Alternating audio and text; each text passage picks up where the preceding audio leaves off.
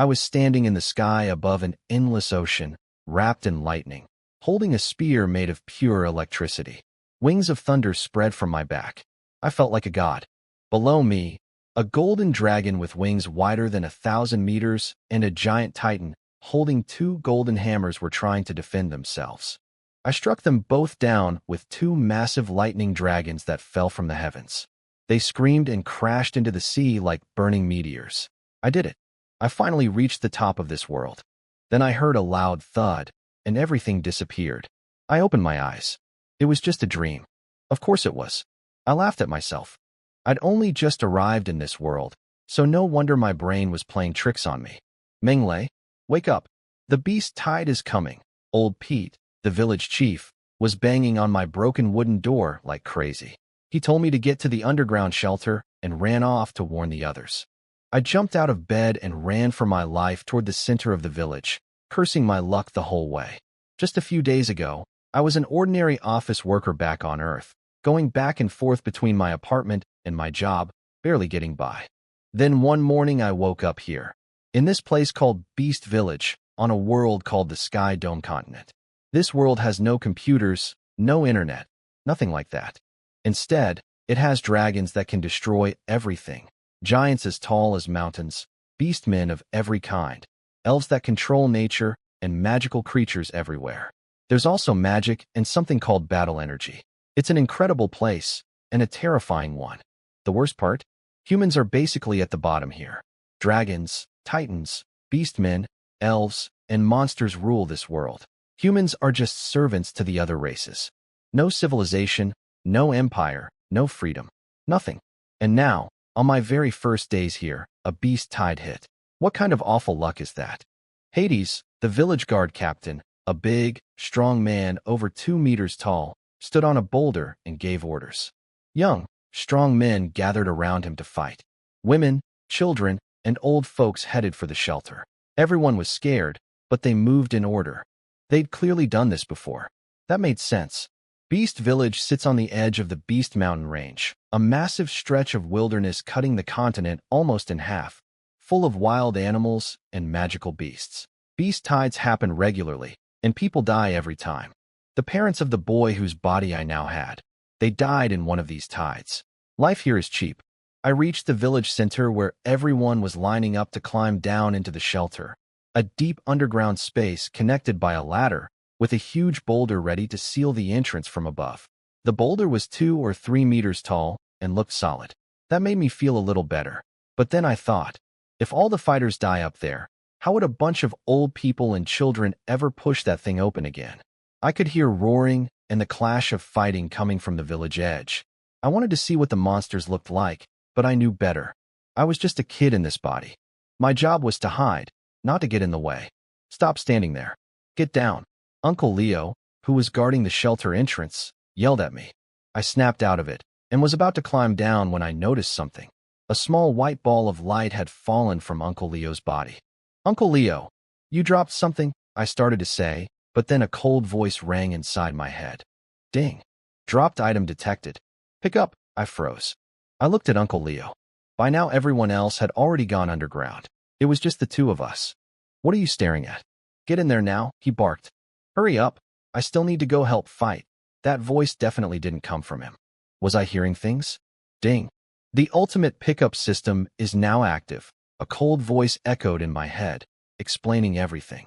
This system could pick up anything that dropped from people or creatures.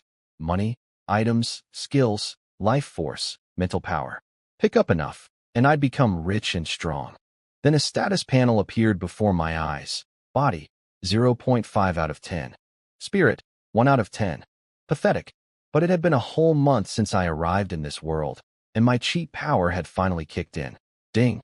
Dropped item detected. Pick it up, I blurted out. Ding. Pickup successful.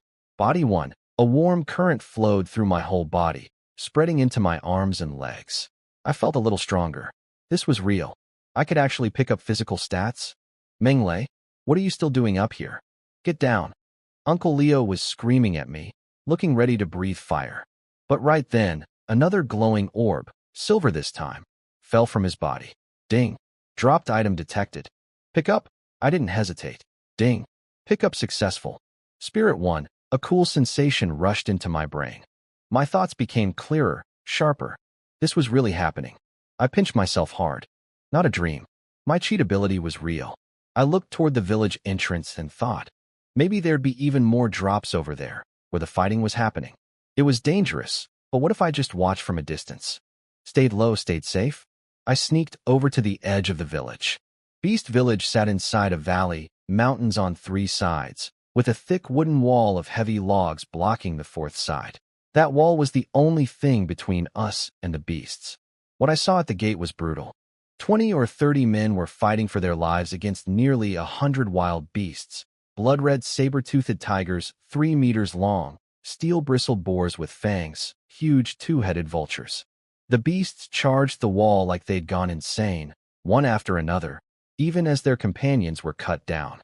Hades and his guards fought like killing machines, chopping down everything that climbed up. Blood sprayed everywhere. Severed limbs flew through the air. The smell of blood hit me like a wall. My stomach flipped. I nearly threw up. Back on Earth, I was just a guy behind a keyboard. I'd never seen anything this violent in my life. After a while, I got used to it a little and noticed something about Hades. His giant sword was glowing with a faint yellow light. Every swing cut through beasts like they were made of paper. He was slaughtering them way faster than anyone else. So that was battle energy. No wonder he was the strongest man in the village. I wished I could be that powerful. Then I saw it. Glowing orbs scattered across the battlefield. Lots of them. Ding. Dropped item detected. Pickup. Ding. Pickup successful. Body 3. Ding. Pickup successful. Spirit 1. Ding. Pickup successful. Body 2. Waves of warmth flooded through me, one after another, strengthening my body and sharpening my mind. It felt incredible, like leveling up over and over again. I wanted more. I needed to get stronger. What are you doing here? A voice like thunder exploded beside me. Hades was glaring straight at me, and the pressure coming off him felt like standing in front of a raging lion. My whole body went stiff. What is Leo doing? Letting you run out here. He split a boar-like beast in half with one casual swing. Get back to the shelter. Now! I was about to explain myself when a long, piercing howl rang out from behind the beast horde. A wolf-shaped creature stepped forward, big as an ox, its whole body blazing red. Every beast around it moved aside to let it pass. The fire wolf walked with an almost elegant stride, flames flickering in its eyes. Then it leaped into the air and spat out a fireball the size of a basketball. Even from far away, I could feel the scorching heat burn my face. So this was a magic beast. Damn, it's a fire wolf, a magic beast. Hades cursed and split an incoming fireball in 2 with his sword. He told the others to handle the regular beasts while he took on the fire wolf alone. Magic beasts were completely different from ordinary wild animals. They were stronger, faster, and they could use magic. When one showed up in a beast tide, it meant the danger level jumped way up. Hades charged at the fire wolf, but his sword just sparked against its claws without leaving a scratch. Meanwhile, the wolf kept spitting fireballs at him between attacks. Every time Hades cut one down, the yellow glow on his sword got a little dimmer. He was running out of battle energy. The other guards cheered him on, thinking their captain, a level 2 warrior, could easily handle a basic fire wolf. But I could see the sweat on Hades' forehead. This wasn't a regular fire wolf. It was a fire wolf king, a level 2 magic beast. And at the same level, magic beasts were usually stronger than humans. Watching them fight was unbelievable. Hades could jump 5 or 6 meters into the air. His sword left cracks in the ground. The wolf's fireballs hit like bombs. These weren't normal beings anymore. They were like superhumans. Then the system chimed in my head. Ding. Dropped item detected. Pick up. A red orb of light had fallen from the fire wolf king. Even magic beasts dropped things? Ding. Fusion successful. Acquired level 1 magic. Fireball. I almost lost my mind. The drop was actual magic. The system could pick up magic spells. In this world, humans were one of the weakest intelligent races. No dragon body, no titan strength, no elf magic talent. The only way for humans to get stronger was through battle energy or magic. But as a servant race, 90% of humans never even got to learn either one. In Beast Village, Hades was the only person who'd ever managed to cultivate battle energy, and my body was too weak for that path anyway. As for magic, where would I even learn it? I had no talent and no teacher. I'd been close to giving up. But now this broken system had just handed me a spell. I checked the information that flooded into my mind. I understood everything about Fireball instantly. How to cast it, how it worked, how much damage it could do. I took a deep breath and raised my right hand. Nothing happened. Ding. Friendly reminder. Casting magic requires both mana and spirit. You need both. I checked my status panel. The mana section was a big fat 0. No mana at all. That's why it didn't work. At least the spell wasn't fake. But where was I supposed to get mana? Ding. Dropped item detected. Pick up. Another red orb fell from the Fire Wolf King. Ding. Fusion successful. Mana 1. A warm feeling spread from my belly, like I'd just taken a shot of strong liquor. That was mana. I raised my hand again. This time, a tiny spark appeared in my palm. It grew quickly, swelling to the size of a grapefruit in just a few breaths. The fireball was small and flickering, but the heat coming off it was intense. There was real, terrifying power inside that little flame. This was magic. Real magic. My blood was boiling with excitement. Nothing in my old life on Earth compared to this feeling. But the fireball didn't last long. It fizzled out into a wisp of smoke, and a wave of exhaustion hit me like a truck. My body felt completely hollow. I'd burned through all my mana in one go. I felt hollow inside after that single fireball drained all my mana. The consumption was ridiculous. One tiny spell, and I was completely empty. I needed more mana. The only source I could see was the Fire Wolf King, so I kept my eyes glued to it. But over the next few minutes, no more mana orbs dropped. Other stat orbs did fall, though, and I kept picking them up. My body stat climbed steadily until it broke past 10. Ding. Congratulations, host has advanced to Apprentice Warrior. My status panel updated. Body, Apprentice Warrior, 10 out of 100. Spirit, Normal Person, 4 out of 10. Mana, 0 out of 10. Magic, Fireball, level 1. I could hardly believe it. Just minutes ago, I was classified as someone who needed protection, lumped in with the old folks, women, and children. Now I was an apprentice warrior. In the whole village of nearly 100 people, only a handful had ever reached this level. Most villagers just didn't have the talent. I'd seen apprentice warriors in action before. They could tear apart tigers and leopards with their bare hands and punch wild boars to death. They were stronger than any champion fighter back on Earth. And now I was one of them. I looked at my skinny arms and legs, picked up a rake lying on the ground, and crept toward the battle. My feet felt lighter. The rake felt lighter too. A huge boar came charging straight at me. 2 meters long, bristles standing up like steel needles, tusks gleaming and sharp. If that thing hit a normal person, it would break them apart. Eat this, I yelled and swung the rake down on its head. A guard named Job saw me and panicked. What are you doing? Get back. He raised his sword to help, thinking I was about to get myself killed. But he never got the chance to swing. The rake smashed into the boar's skull with a loud crack, like a hammer hitting a watermelon. The boar's head split open. Brains and blood sprayed everywhere. It let out one short squeal, skidded forward a few more steps on pure momentum, then collapsed and went still. Job stood there with his mouth hanging open. He couldn't process what he'd just seen. Little Meng Lei had just killed a bristle boar with a rake. I was just as shocked. Being an apprentice warrior was this strong? Ding. Killed 1 bristle boar. Earned 10 gold coins. The system explained that killing things earned wealth points. I could use gold coins to boost my stats, trade them for skills, or just spend them like money. Good to know, but I wasn't stopping to shop. I wanted to keep fighting. Ding. Dropped item detected. Pick up. Ding. Fusion successful. Body 3. Yes. More. This feeling of getting stronger was addictive. Coming to the village gate was the best decision I'd made. I charged at the next beast, a green-scaled python, about 10 meters long, its forked tongue flicking in and out, slithering toward me in that disgusting S-shaped way. Its slimy body made my stomach turn. Die. I swung the rake and cut its head clean off. Ding. Killed 1 green-scale python. Earned 20 gold coins. Blood was running like rivers at the village gate. The stench of it hung thick in the air. The guards were getting tired. They'd been fighting non-stop, but the beasts kept coming, more and more of them. The tide wasn't slowing down at all. Meanwhile, I was on a killing spree. In less than 10 minutes, I'd slain 5 beasts and racked up over 100 gold coins. I kept picking up stat herbs too. My numbers were climbing fast. Wealth, 108 gold coins. Body, 20 out of 100. Spirit, 5 out of 10. Mana, 0. Magic, fireball. My body stat had gone from 0.5 to 20, 40 times stronger than when I started. And 108 gold coins was a fortune here. A regular villager spent only a few coins a month, so this was enough to live on for 2 or 3 years. All of that in about 15 minutes. This system was completely broken. With a cheat this overpowered, how could I not become incredible? Then I heard a scream. Hades went flying through the air and slammed into the wooden wall so hard he punched a hole through it. His chest was scorched black, his clothes on fire. The Firewolf King had nailed him with a fireball. The guards panicked.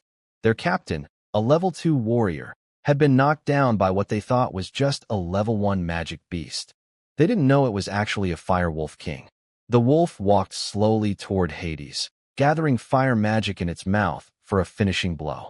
The guards tried to rush in, but Hades screamed at them to stay at the wall and keep fighting. His word was law in this village. Nobody dared disobey, even with tears of rage in their eyes. Hades forced himself to his feet, sword pointed at the wolf, ready to burn through his last bit of battle energy in one desperate gamble. The wolf fired its fireball. That's when I acted. I'd managed to gather just enough mana for one more shot. I launched my fireball from the side, and it smashed right into the wolf's fireball in midair. Both fireballs exploded on impact. Fire and dust blew everywhere. Everyone froze. Hades, the guards, even the Firewolf King. Nobody knew where that second fireball came from. "Captain Hades, kill it now," I shouted. He stared at me, then saw the small flame dancing on my fingertip. His eyes went wide. "You can use magic? We can talk later. Let's deal with this wolf first." He nodded hard. "You stay back and hit it with magic to throw it off balance. I'll attack head on. We take it down together." He charged with everything he had left. This time there was hope burning in his eyes. He lunged at the wolf and brought his sword crashing down. The Firewolf King growled and tried to jump back like it always did, dodge first, then counter with a fireball. But this time, the moment it leaped, my fireball came streaking in and slammed into its belly. The explosion hit like a grenade. The wolf howled in pain and doubled over. Now, Hades launched himself forward like a bolt of lightning. His sword glowed with that faint yellow battle energy. He thrust it straight into the wolf. Blood sprayed. The Firewolf King screamed. Hades drove his sword straight through the Firewolf King's throat. The terrifying beast crashed to the ground, dead. Hades stumbled, barely able to stand, but he threw back his head and laughed. When the guards heard that laugh, they knew it was over. The Firewolf is dead. The captain killed it. Everyone went crazy with relief. I let out a long breath and finally relaxed. Then I checked my status panel and my heart sank. My 108 gold coins were gone, all of them. I'd spent everything buying 5 fireballs during the fight. Magic really did burn through money. But at least we killed the wolf, so it was worth it. With the Firewolf King dead, the beast tide fell apart instantly. The madness faded from the animals' eyes. They turned and ran. Most of them had only been here because the Wolf King forced them. Within minutes, every last beast had retreated, leaving behind nothing but corpses, blood, and wreckage. Up on the wall, some guards were screaming and waving their swords in triumph. Others collapsed on the ground, gasping for air. We'd won. A few guards rushed to help Hades up. He waved them off and looked straight at me. "Menglai, if it wasn't for you today, we'd have been in real trouble. But you little rascal, you've been hiding it this whole time. I didn't know you were a mage." Everyone turned to stare at me with completely different eyes than before. In this world, magic talent was incredibly rare. Maybe 1 in 10,000 people had it. Warriors were common enough, but mages were practically royalty. People spent their entire lives without ever meeting one. The moment I'd cast that fireball, I'd gone from a nobody kid to someone wrapped in mystery and respect. "I only know how to cast fireball," I said, scratching my head. I knew the truth. I wasn't a real mage. At least not yet. "That's still amazing," they said. After that, the cleanup began. People came out of the shelter and got to work, treating the wounded, butchering the dead beasts, fixing the wall. For a village like ours that lived off the land, a beast tide was a disaster, but also an opportunity. All those dead animals meant meat, fur, and materials to trade for salt, spices, and iron tools. Best of all, nobody died this time. It was a real harvest. Every family got a big share of fresh meat. People were smiling everywhere. I hauled a whole boar back to my little shack. For the next few days, this pig was going to be my food. I chopped wood, built a fire, and started roasting the meat. Half an hour later, golden juices were dripping off the roast, and the smell was incredible. My eyes were practically glowing. Food had always been scarce for me. With no parents and no strength, I'd been living on the village's rations, never starving, but never full either. Today, I was finally going to eat until I couldn't move. I grabbed a roasted pig trotter and tore into it. No seasoning except rough salt, but I didn't care. It was the best thing I'd ever tasted. Eating alone, Hades appeared out of nowhere, carrying a jug of wine, taking sips as he walked. He tossed me the jug and grabbed a piece of my roast meat. Hey, not bad. You make good barbecue. Wine was a rare luxury in a place like Beast Village, as hard to come by as books. Regular people never got any. I swallowed hard, lifted the jug, and took a big gulp. Damn, that's strong. The wine was awful, bitter, rough, and cloudy. Worse than the cheapest stuff back on Earth. But after a month of nothing but cold water and dried meat, I wasn't going to say no. Easy there, don't drink it all, Hades laughed. Cost me a whole gold coin from a passing merchant caravan. One jug is all I've got. We leaned against the doorframe, stuffed with roast boar, passing the jug back and forth and talking. Menglei, you have magic talent, Hades said, his eyes serious. Don't waste it. This is your chance to change your fate. I've been around. I served in the military, traveled more than anyone in this village. Trust me on this. He explained how magic worked in this world.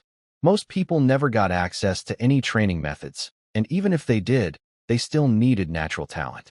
Without it, no amount of study would make you a mage. And here I was, casting fireballs without anyone teaching me. Hades was convinced I had real gift. Did I actually have magic talent? I wasn't so sure, but I kept that to myself. Then he started telling me about how this world was organized. Our village belonged to the Fire Dragon Kingdom, which was part of the Dragon God Empire, one of 4 great empires on the Sky Dome continent. The continent was dominated by 4 ancient races: dragons, titans, elves, and beastmen. They'd ruled for over 10,000 years. The Dragon God Empire sat on the eastern side of the continent, bordered by the endless deep sea to the east and the Beast Mountain Range to the west. It controlled 15 kingdoms and 48 duchies, and it ran on a brutal class system, 4 tiers. First tier, pure-blood dragons. Born nobles. Every pure dragon was made an imperial marquis the moment it hatched. They got huge territories and privileges ordinary people couldn't dream of. Second tier, subdragons. Dragons had low birth rates, so they often mixed with other species. The offspring carrying dragon blood were called subdragons, split into dragon people and dragon beasts. I tried not to picture a dragon on top of a wild boar making a dragon pig, or on a horse making a dragon horse, or on a human making. Yeah, subdragons inherited some dragon abilities and existed in huge numbers. They made up the empire's backbone. 80% of all nobles were subdragons. Third tier, human nobles. Humans were actually the largest population in the empire, making up 90% of all people. But most were weak, had no status, and never got to learn magic or battle energy their whole lives. Still, every now and then, someone with exceptional talent managed to learn these arts and become powerful. In a world where strength meant everything, strong humans could rise to become nobles too. The most famous was Galen Bonaparte, known as the Snowblade Saint, a legend sung about by poets across the continent, an idol to every human alive. Even little kids knew his name. Fourth tier, ordinary humans. People like us. The lowest class. No legal protection, no rights, and heavy obligations. Imperial law said that every human who turned 16 had to report for mandatory service, join the army, work in the mines, or serve as a slave or guard in some noble's mansion. That was the fate of fourth-tier people. Our fate. Hades looked at me quietly.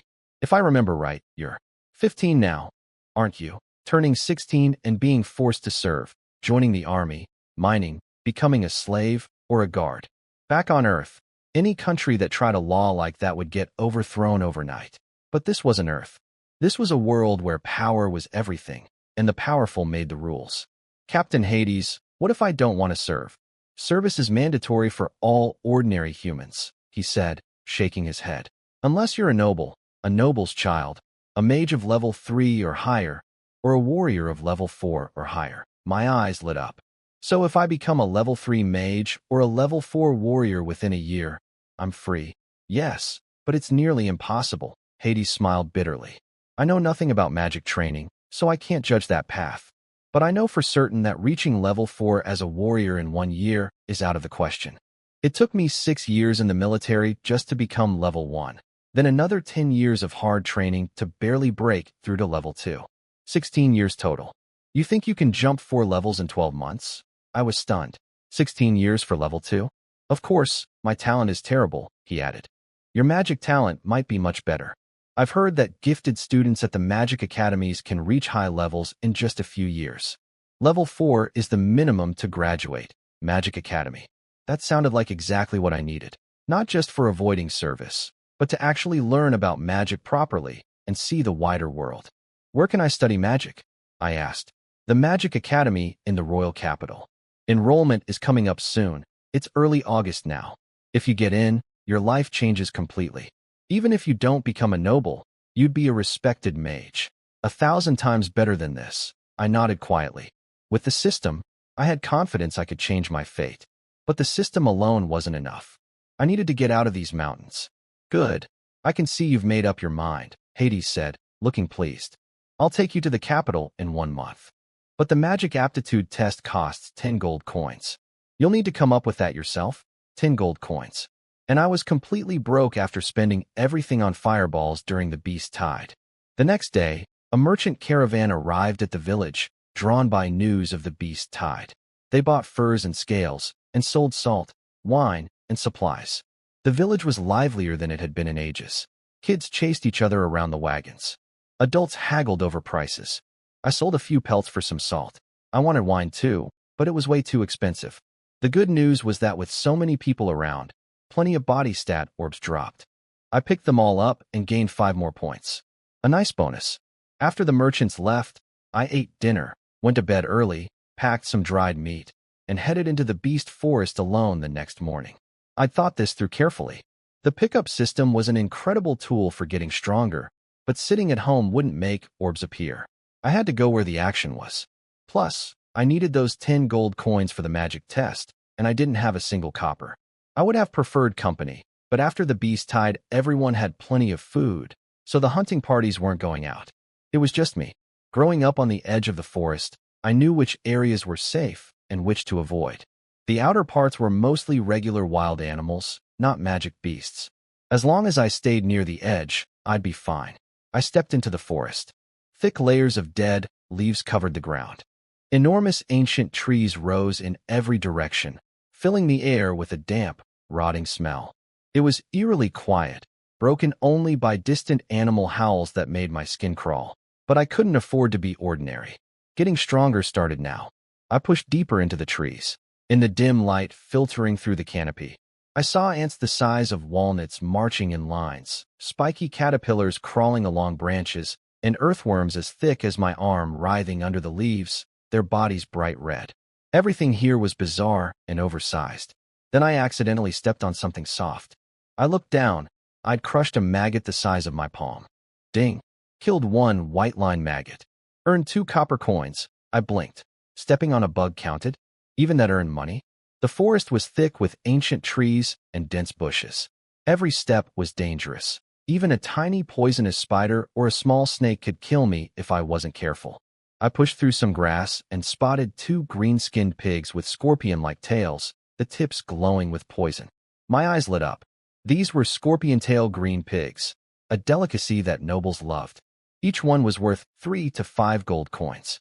2 of them meant I'd have enough for the magic aptitude test. They were busy mating and didn't notice me at all. I crept up with my borrowed dagger and took them both out before they knew what hit them. Ding. Killed 2 scorpion-tail green pigs. Earned 8 gold coins. 8 shiny gold coins appeared in my palm. Heavy, solid, pure gold. Then I stored them back inside the system. That was another great feature. I could withdraw coins as real money or keep them stored. No need to haul heavy kills around like other hunters. I could just keep going. The only disappointment, no stat orbs dropped. I kept moving. A few kilometers in, I heard a wet, crunching sound ahead. I pushed the branches aside and froze. There in front of me was an enormous snake, thick as a barrel, maybe 30 meters long, dark green all over. Its jaw was stretched open almost flat, swallowing a tiger the size of a cow head first. On Earth, a snake this size would make world news. I thought about fighting it. Killing something that big would surely pay well.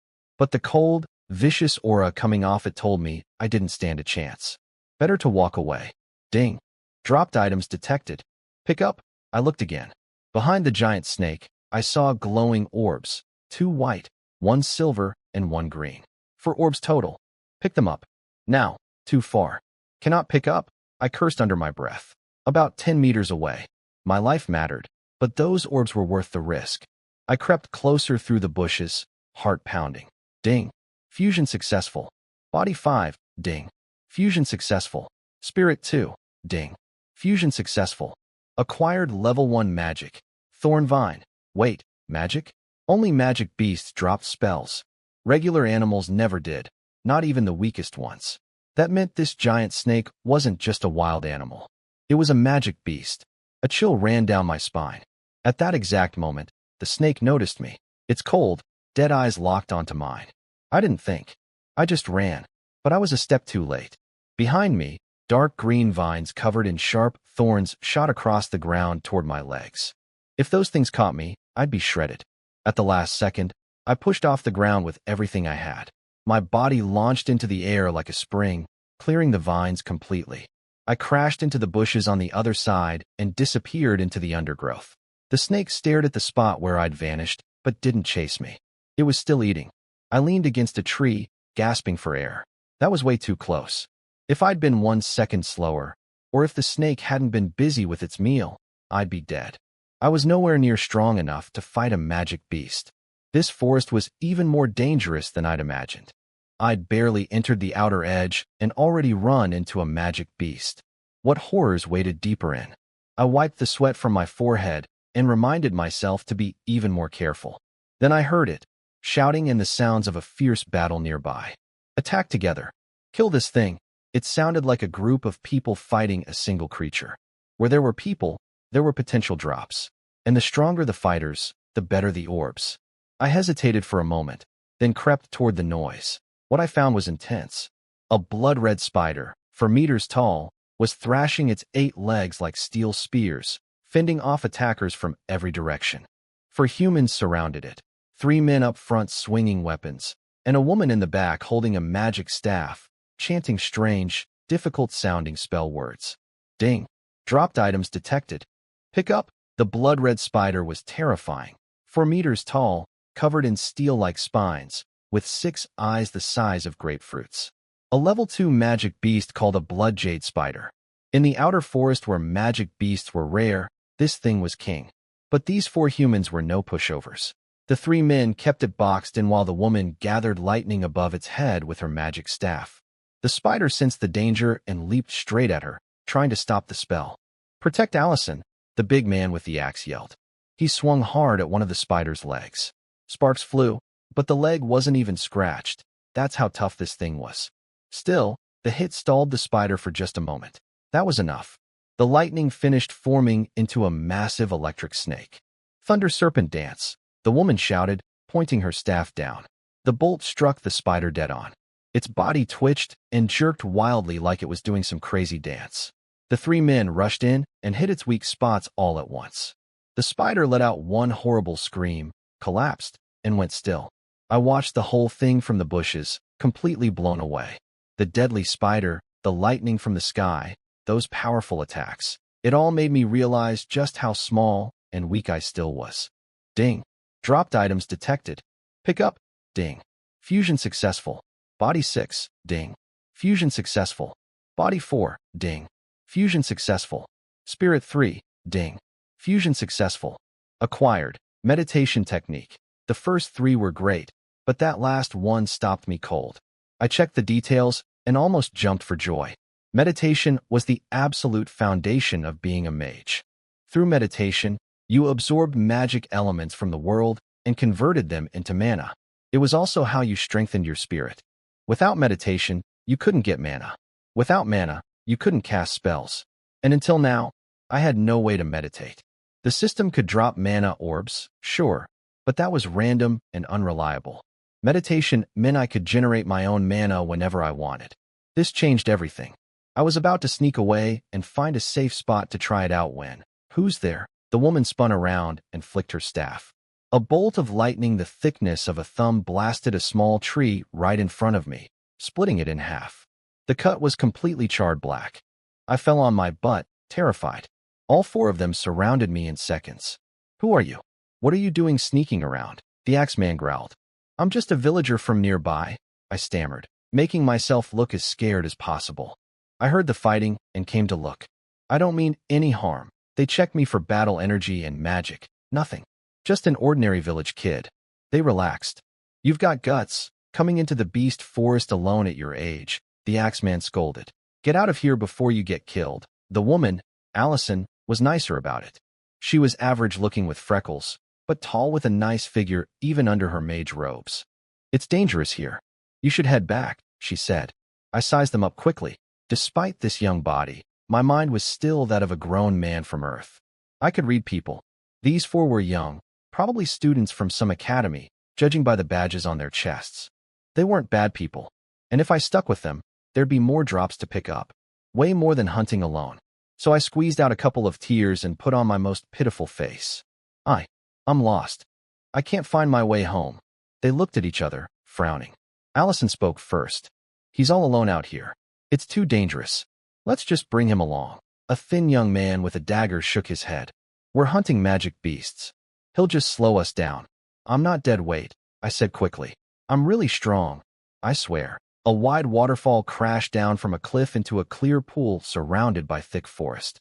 A 10-meter-long creature that looked like a crocodile was sunbathing lazily on the sand beside the water. Then a bolt of lightning struck it from above, and 3 men burst from the bushes to attack. This was Allison's team again, and now I was tagging along as the kid who got lost. Joining them was the best decision I'd made. By now I'd watched them fight 3 times. First, 8 iron fire ants, level 1 fire magic beasts that were incredibly strong and hard as metal. Second, a swamp poison frog, a level 2 water beast that used poison attacks and sound waves. Third, a chrysanthemum sky pig, a level 2 earth beast whose main weapon was a fart so foul it could knock out other animals. Hard to fight, not because it was powerful, but because it was absolutely disgusting. Each battle meant more drops for me, and my stats had grown a lot. Wealth, 239 gold coins. Body, 75 out of 100. Spirit, 9 out of 10. Mana, 7 out of 10. Magic, Fireball, Thorn Vine, Water Bubble. I'd also picked up a new spell called Water Bubble from one of the fights. And most of that gold came from sneaking in the killing blow on 2 iron fire ants after the team had beaten them half to death. The system counted it as my kill, so I got 200 gold coins. A nice little cheat within a cheat. Now they were fighting a pool salamander, a level 2 water magic beast that supposedly carried a trace of water dragon blood. It had tough scales, powerful limbs, and strong water magic. Being right next to the pool made it even more dangerous. Ding. Dropped item detected. Pick up. Ding. Fusion successful. Body 8. My body stat hit 83, getting close to 100, which meant level 1 warrior. A huge jump from apprentice level. The fight was brutal. The salamander looked clumsy, but moved fast. Its thick legs and heavy tail kept all 3 men from getting a good hit in. Their weapons couldn't cut through its scales. Its armor is too tough. I can't break through. The axeman Milo yelled. We need to hit its weak spots. Allison, paralyze it.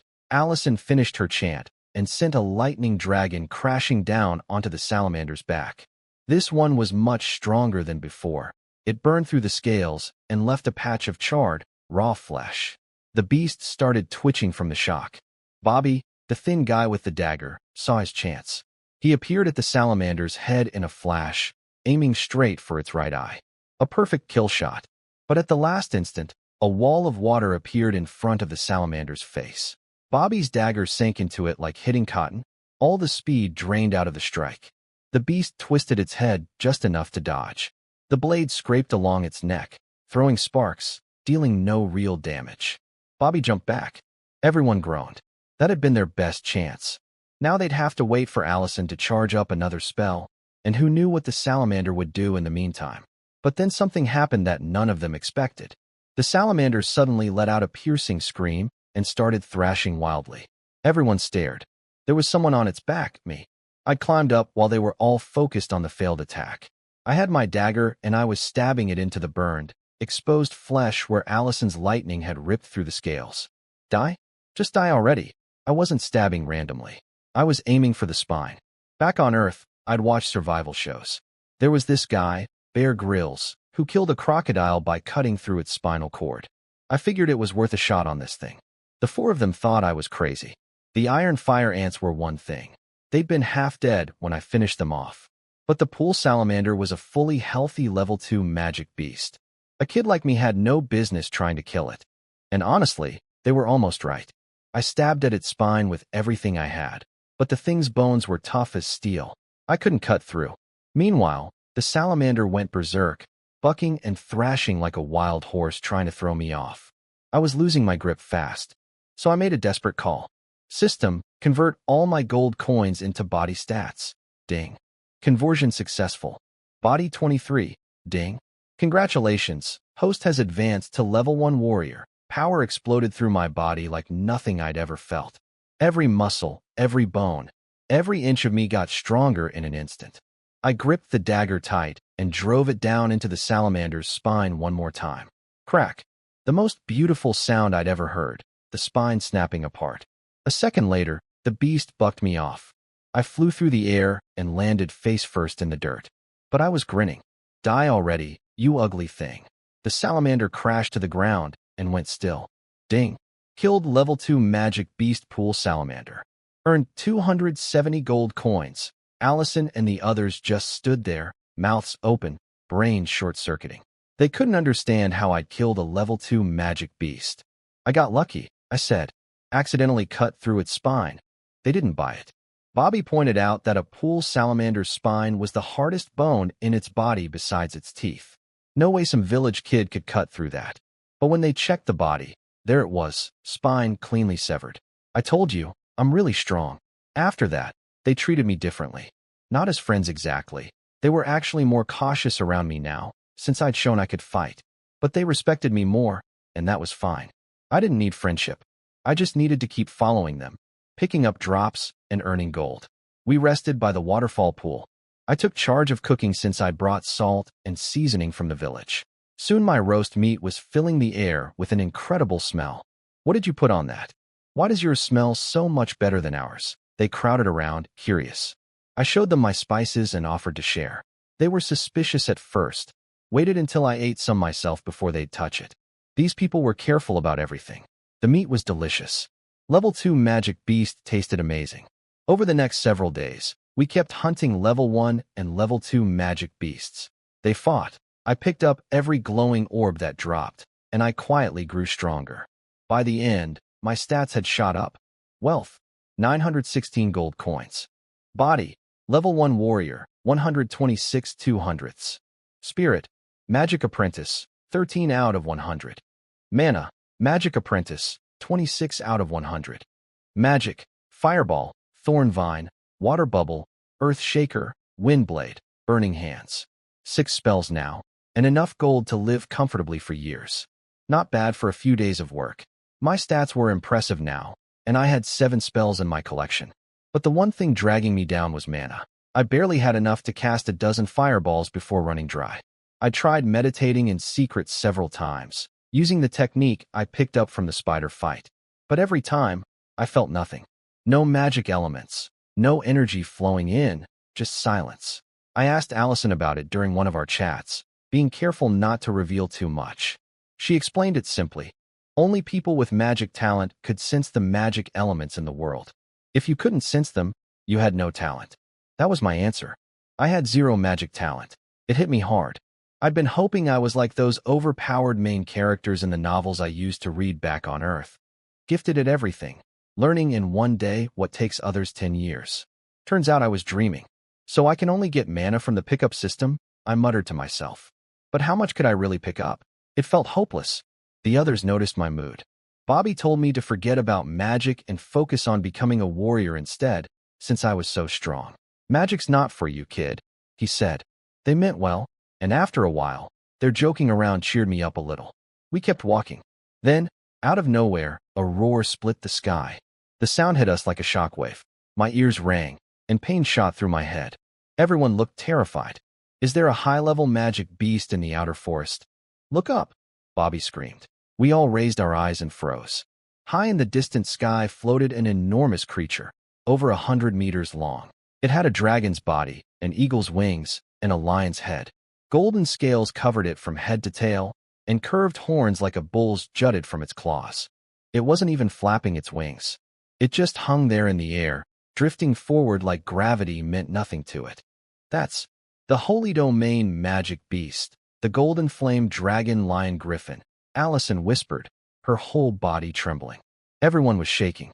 A Holy Domain creature was beyond anything we could comprehend. In this world, power was ranked from level 1 to level 9. Level 1 warriors were fast and strong. Level 9 warriors could kill from a distance, moving like lightning. But above level 9 was the Holy Domain, the stuff of legends. Holy Domain beings could control nature, fly freely, live forever, and had the power to destroy entire cities. They sat at the very top of everything alive on this continent. Strategic weapons, walking nuclear bombs, and the golden flame dragon lion griffin was royalty even among Holy Domain beasts, carrying true dragon blood. Over there, Yell suddenly pointed at the sky ahead of the beast. I turned and my jaw dropped. Floating in front of this mountain-sized monster were two people, an old man and a young girl. The old man wore a purple mage's robe, his face calm and kind. The girl beside him was maybe 16 or 17, beautiful, with bright eyes that made her look like a fairy. Wind howled around them, but a purple shield covered in dancing lightning bolts kept them perfectly still in midair. Humans? Allison could barely speak. Only Holy Domain mages or warriors could stand in the sky like that. These two had lightning shields, which meant they were thunder-type Holy Domain mages. Then the giant beast spoke, its voice booming across the heavens. Lowly humans, you dare challenge the great Carlos? What is your purpose? The old man in the purple robe spoke calmly to the golden flame dragon lion griffin, like a gentle grandfather. This is my granddaughter. Her 16th birthday is in a few days. I'd like to give her a gift. What do you want? Lowly human, the beast roared. My granddaughter has exceptional magic talent, dual wind and fire elements, super great, with mental power 38 times that of anyone her age. You happen to be a windfire Holy Domain beast. I'd like you to form a contract with her and become her magic pet. Magic pet. He wanted a Holy Domain beast, one of the most terrifying creatures on the continent, to serve as a pet for a teenage girl. Allison and the others nearly lost their minds. Bobby called it the craziest thing he'd ever heard. I was shocked too, but mostly I was pumped. If I could tame a Holy Domain beast someday, I'd die happy. The griffin exploded with rage. You dare insult me? I'll tear you apart and burn you to ash. Wind elements swirled around the beast's body, and a tornado hundreds of meters tall appeared between heaven and earth. Even from kilometers away, we could feel its destructive power. If that thing touched us, there'd be nothing left. We need to get out of here, someone said. We all looked at each other, saw the fear in everyone's eyes, and ran. The griffin launched the tornado at the old man and the girl. The girl cried out, but the old man just smiled, and they vanished. The tornado hit nothing. When they reappeared behind the griffin, a massive silver lightning bolt came with them. The griffin spun and spat out a fire dragon to meet it. The two attacks collided, and the explosion was like a nuclear bomb. A mushroom cloud rose into the sky. The ground shook. Trees snapped. Fire and electricity tore through everything. We were already running as fast as we could, but we weren't fast enough. A shockwave blasted outward from the collision point and caught up to us in seconds. I felt something slam into my head. Everything went black. When I woke up, my head was throbbing. I touched it, and my hand came back sticky with blood. Every part of my body hurt. But I was alive, and that was a miracle. Looking back at what happened, I felt foolish. Part of me had actually wanted to stay and watch the fight up close. What a joke.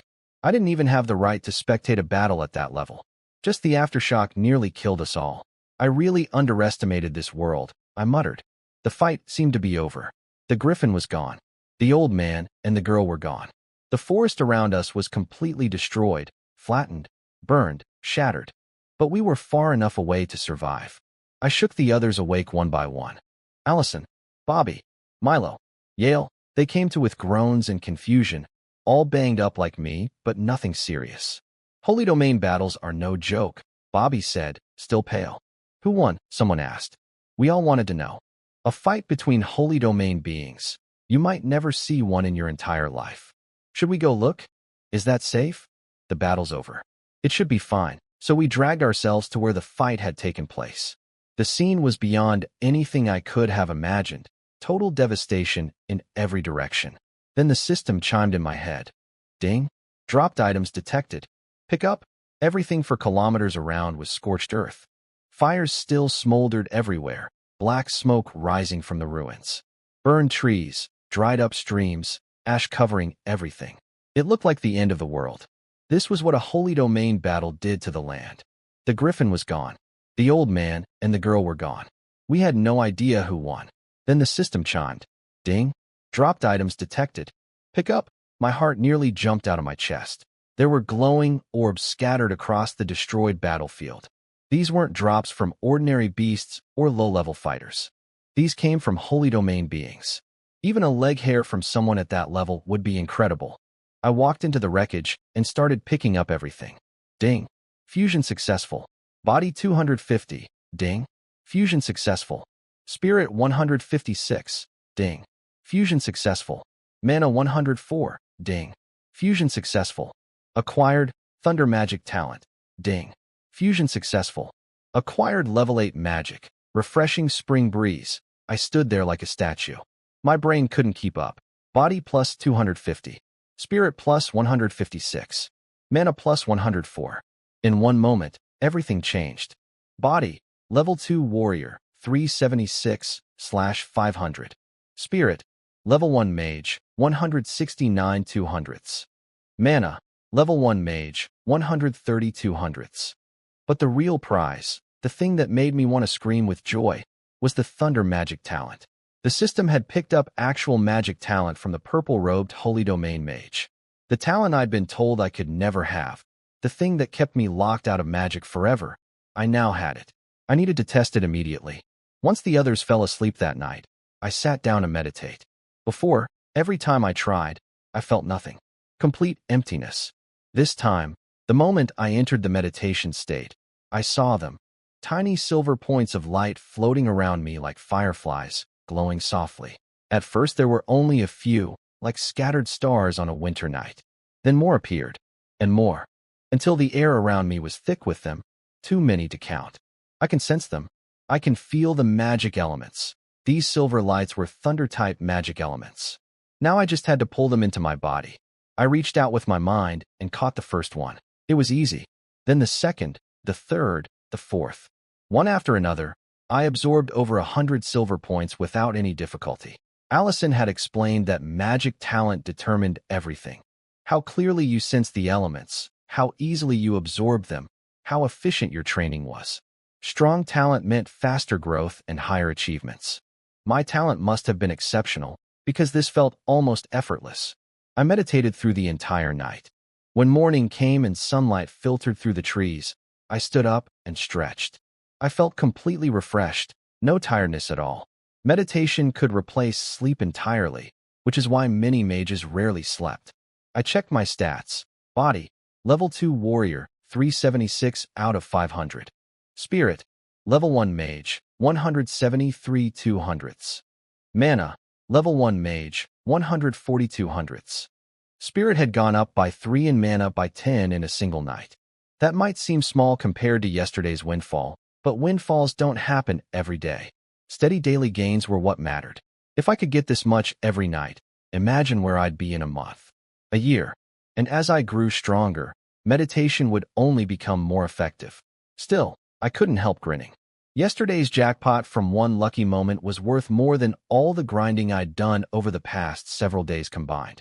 There's a saying back on Earth, you don't get rich from a salary, you get rich from windfalls. I made a mental note. Always go where the action is. Over the next few days, I kept traveling with Allison's group. We killed 3 or 4 level 2 magic beasts a day, poison centipedes, blood ants, golden-eyed bats, swamp crocodiles. During the day, I picked up drops and stole kills. At night, I meditated, building up my spirit and mana. I was getting stronger every single day. But all good things end. After a week, Allison and the others had to go back to their academy. We said our goodbyes and went our separate ways.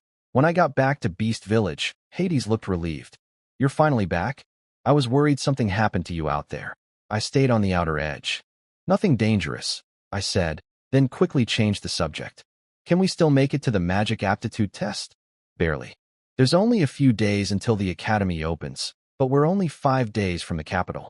You would have been in trouble if you'd come back any later. Then let's go. The next morning I got up early and headed to Hades' house. To my surprise, 3 other kids were already there with their parents, Jonah, Joseph, and Andrew. They were my childhood friends from the village, the kind you grow up playing in the dirt with. We're going to the capital for the magic test too, Jonah said, grinning and showing her little tiger teeth. She was the only girl among us. Her clothes were old and rough, but she had a pretty face that would turn heads if she ever wore something nice. Joseph and Andrew were just as excited, eyes shining as they talked about the capital. They'd heard it had tall walls, dragon-headed people walking around, grand buildings, and beautiful wide streets. None of us had ever been there. For village families, 10 gold coins was a huge gamble, enough to feed a family for 2 or 3 years. And the odds of passing the magic test were terrible, maybe 1 in 10,000. Most of that money would be wasted. But these 3 families had made the hard choice to give their children a chance. Out of all the kids in the village, only these 3 were being sent. The parents said their goodbyes at the village gate. Be good. Listen to Uncle Hades. The capital isn't like the village. Be careful. Our old ox cart creaked out of the village under the envious stares of the other children. The cart was rickety and bumpy, miserable to ride. But the 3 kids were so excited they chattered nonstop, like little sparrows for the first 2 days. By day 3, the exhaustion caught up and they wilted like flowers in the frost. Hades had expected this, but there was no choice. School was starting soon.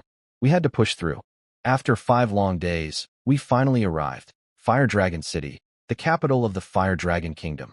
It was the largest and most prosperous city in the western part of the Dragon God Empire, built on open plains and split into east and west sections. The east side held the royal palace and noble mansions. The west side was Academy City, packed with magic and warrior academies, like a university district back on Earth. We entered the city around noon, and it was like stepping into another world. Wide, smooth stone roads, clean white buildings, shops overflowing with goods, crowds of people everywhere. The 3 kids were overwhelmed, heads spinning in every direction. This is the capital? It's so beautiful. Jonah's eyes were sparkling, darting from one thing to the next. But Joseph and Andrew suddenly went quiet, tugging nervously at their rough hemp clothes. Noble ladies walked past in fancy dresses and expensive jewelry, looking right through us. Country bumpkins, their expressions seemed to say. The boys shrank in on themselves, too ashamed to even look up. Hades noticed, but said nothing. He'd been the same way his first time in the city. You get used to it, if you ever get the chance to. I think Hades was surprised by me, though. I just looked around with open curiosity, checking out the people and the buildings without feeling embarrassed at all. Why would I? In my previous life, I'd lived in a modern city. This was impressive, sure, but I wasn't going to feel small over it. Hades led us toward the west side of the city, Academy City. That's where the magic aptitude testing was held. That's where our fates would be decided. There are over 70 academies in Fire Dragon City, Hades explained as we walked down the wide stone avenue. But only 3 are magic academies: Fire Dragon Magic Academy, Douglas Magic Academy, and Dragonman Magic Academy. The rest are all warrior schools. Only 3, Jonah and the others looked surprised. Magic needs talent, Hades said. And talent is 1 in 10,000. There just aren't enough mages to fill more schools. That made the 3 kids go pale. 1 in 10,000. Were they really going to be that lucky? I asked Hades what made the three academies different. He was happy to explain, since he was pretty sure I had magic talent and would need to choose. Fire Dragon Magic Academy was the best, the national academy, run by the kingdom itself. It had the strongest teachers, the best facilities, and the most training resources. Anyone with top talent could apply, whether human or Dragon Man. On this point, the races were equal. Dragon Man Magic Academy was for dragon men with average talent, though some human nobles with mediocre talent went there too. Douglas Magic Academy was the commoner school, mainly for human civilians with average magic talent. So even in another world, there were elite schools and regular schools. Some things never change. The streets got more crowded as we approached our destination, Dragon God Plaza, a massive square the size of several football fields. In the center stood a 100-meter-tall golden dragon statue. Its scales gleamed in the sun, its wings spread wide enough to block out the sky, its jaws open in a frozen roar. The sheer pressure coming off it made you want to bow down. Hades immediately put both hands on his chest, bent forward, and prayed. Praise the dragon god. The three kids stared at him, confused. Uncle Hades, what are you doing? He panicked and clapped his hand over Jonah's mouth, looking around nervously. This is the great dragon god statue. You must bow when you see it. Now, all four of you quickly. I noticed everyone else in the plaza was doing the same. Every single person. Hades whispered that the dragon god was the founding emperor of the empire and the only god anyone was allowed to worship. Anyone who refused was branded a heretic and burned at the stake. That got me moving fast. I bowed and muttered the words. I might not believe any of it, but I wasn't strong enough to make my own rules yet. The plaza was packed with people here for the magic test. There were well-dressed nobles and plain-clothed commoners. But what really caught my eye were the subdragons. Dragon beasts, the offspring of dragons and magic beasts, looked almost exactly like wild monsters. Some were shaped like giant wolves, others like rhinoceroses or crocodiles. In the beast forest, creatures like these would be hunted on sight. But here they wore gold jewelry and fine clothing, strutting around like they owned the place. Everyone scrambled to get out of their way. These beasts might be the sons of marquises or nephews of dukes. Some were nobles themselves. Nobody dared offend them. I looked at these animals dressed in silk and gold, walking on all fours while humans bowed to them, and felt something bitter in my chest. In this empire, humans were the servants. Dragons were the masters. And anything related to dragons, even these half-breed creatures, was also a master. They could kill a human and face no punishment. If you bumped into one and got killed, that was your problem.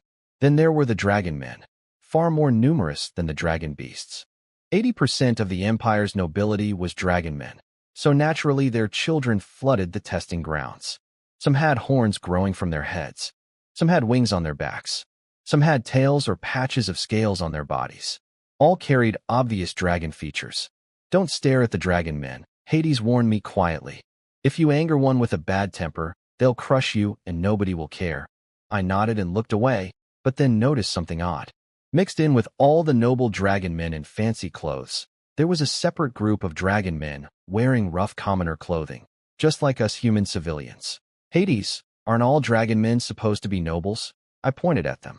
Why are those ones dressed like commoners? Hades explained that some of those plainly dressed dragon men were fallen nobles, while others were commoners, orphans and illegitimate children abandoned by dragon men who inherited the dragon's lustful nature. They had no titles and no family backing. But even so, even the weakest dragon man was born a powerful warrior. Their starting point was still far above ours. Let's go. The testing area is over there. We walked over and were stopped by armored knights at the entrance. Only test takers beyond this point. 10 gold coins per person. Hades handed me 40 gold coins, enough for all four of us. He looked at each of us and said, "May the dragon god bless you. I believe you can do this." Inside, the crowd had formed 10 massive lines. It reminded me of buying train tickets during Spring Festival back on Earth. This was going to take forever. Menglei, I'm nervous, Jonah whispered, tugging at my sleeve. Her usual cheerfulness was completely gone. Just relax. This is up to fate. Being nervous won't change anything. I didn't know what else to say. The sun was blazing. The heat was brutal. Fire Dragon Kingdom had a tropical climate near the beast forest. But nobody cared about the weather. Everyone was consumed by anxiety. This test would decide their futures. If you had talent, you'd soar like a fish leaping over the dragon gate. If you didn't, you'd go home and figure out some other way to survive. This was crueler than any college entrance exam. More like the old imperial examinations where your whole life hung on one result. While we waited, I watched the people leaving the testing area. Some were crying with joy. Some shook their heads, unhappy with their results. Most walked away in silence, faces full of pain. Hours passed before we reached the front. The testing station had 3 young people in black mage robes, one calling names, one running the test, one recording results.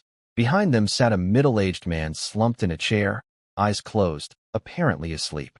There were 2 testing tools. The first was a crystal ball the size of a basketball, perfectly clear, floating in midair like a diamond. The second was a giant device that looked exactly like an oversized thermometer, about 3 meters tall with a red line inside and numbers along the sides. Next, the caller shouted. A blond boy in commoner clothes stumbled forward, tripped, and nearly crashed into the crystal ball. Everyone laughed. He scrambled up, bright red, stammering. Sorry, my name is P. Potter. No need for names. Just put your hands on the crystal ball, the tester said flatly. They only bothered recording names of people who actually had talent. Everyone else wasn't worth the ink. The boy pressed his trembling hands against the ball and stared at it, holding his breath, waiting for fate's verdict. The crystal ball began to glow, a muddy yellow-brown mixed with faint traces of green. Element affinity, earth, medium. Wind, low, the tester announced. Next test, mental power. See the red dot at the bottom of the spirit meter? Focus on it with your mind. Push it down as hard as you can. How do I use mental power? The boy asked, face burning. The dot has a magic circle carved into it. It pulls your mental power automatically. Just stare at it. The tester's voice stayed cold. Everyone else in line, listen up too. You'll do the same thing. The boy stared at the red dot. The red line inside the meter began climbing, passing number after number. So that was how they measured mental power. Just like a thermometer, except instead of heat, it measured the strength of your mind. The line stopped moving. The tester glanced at the number. Mental power, 23. 4 times the average for your age. Barely qualifies. His voice softened just slightly. Element affinity, earth medium, wind low. You are eligible to become a mage. Potter burst into tears of joy when he heard his results. He'd made it. A commoner with real magic talent. His whole life just changed. Next, my turn. I took a deep breath and stepped forward. Behind me, a group of noble kids started mocking. Another mudleg.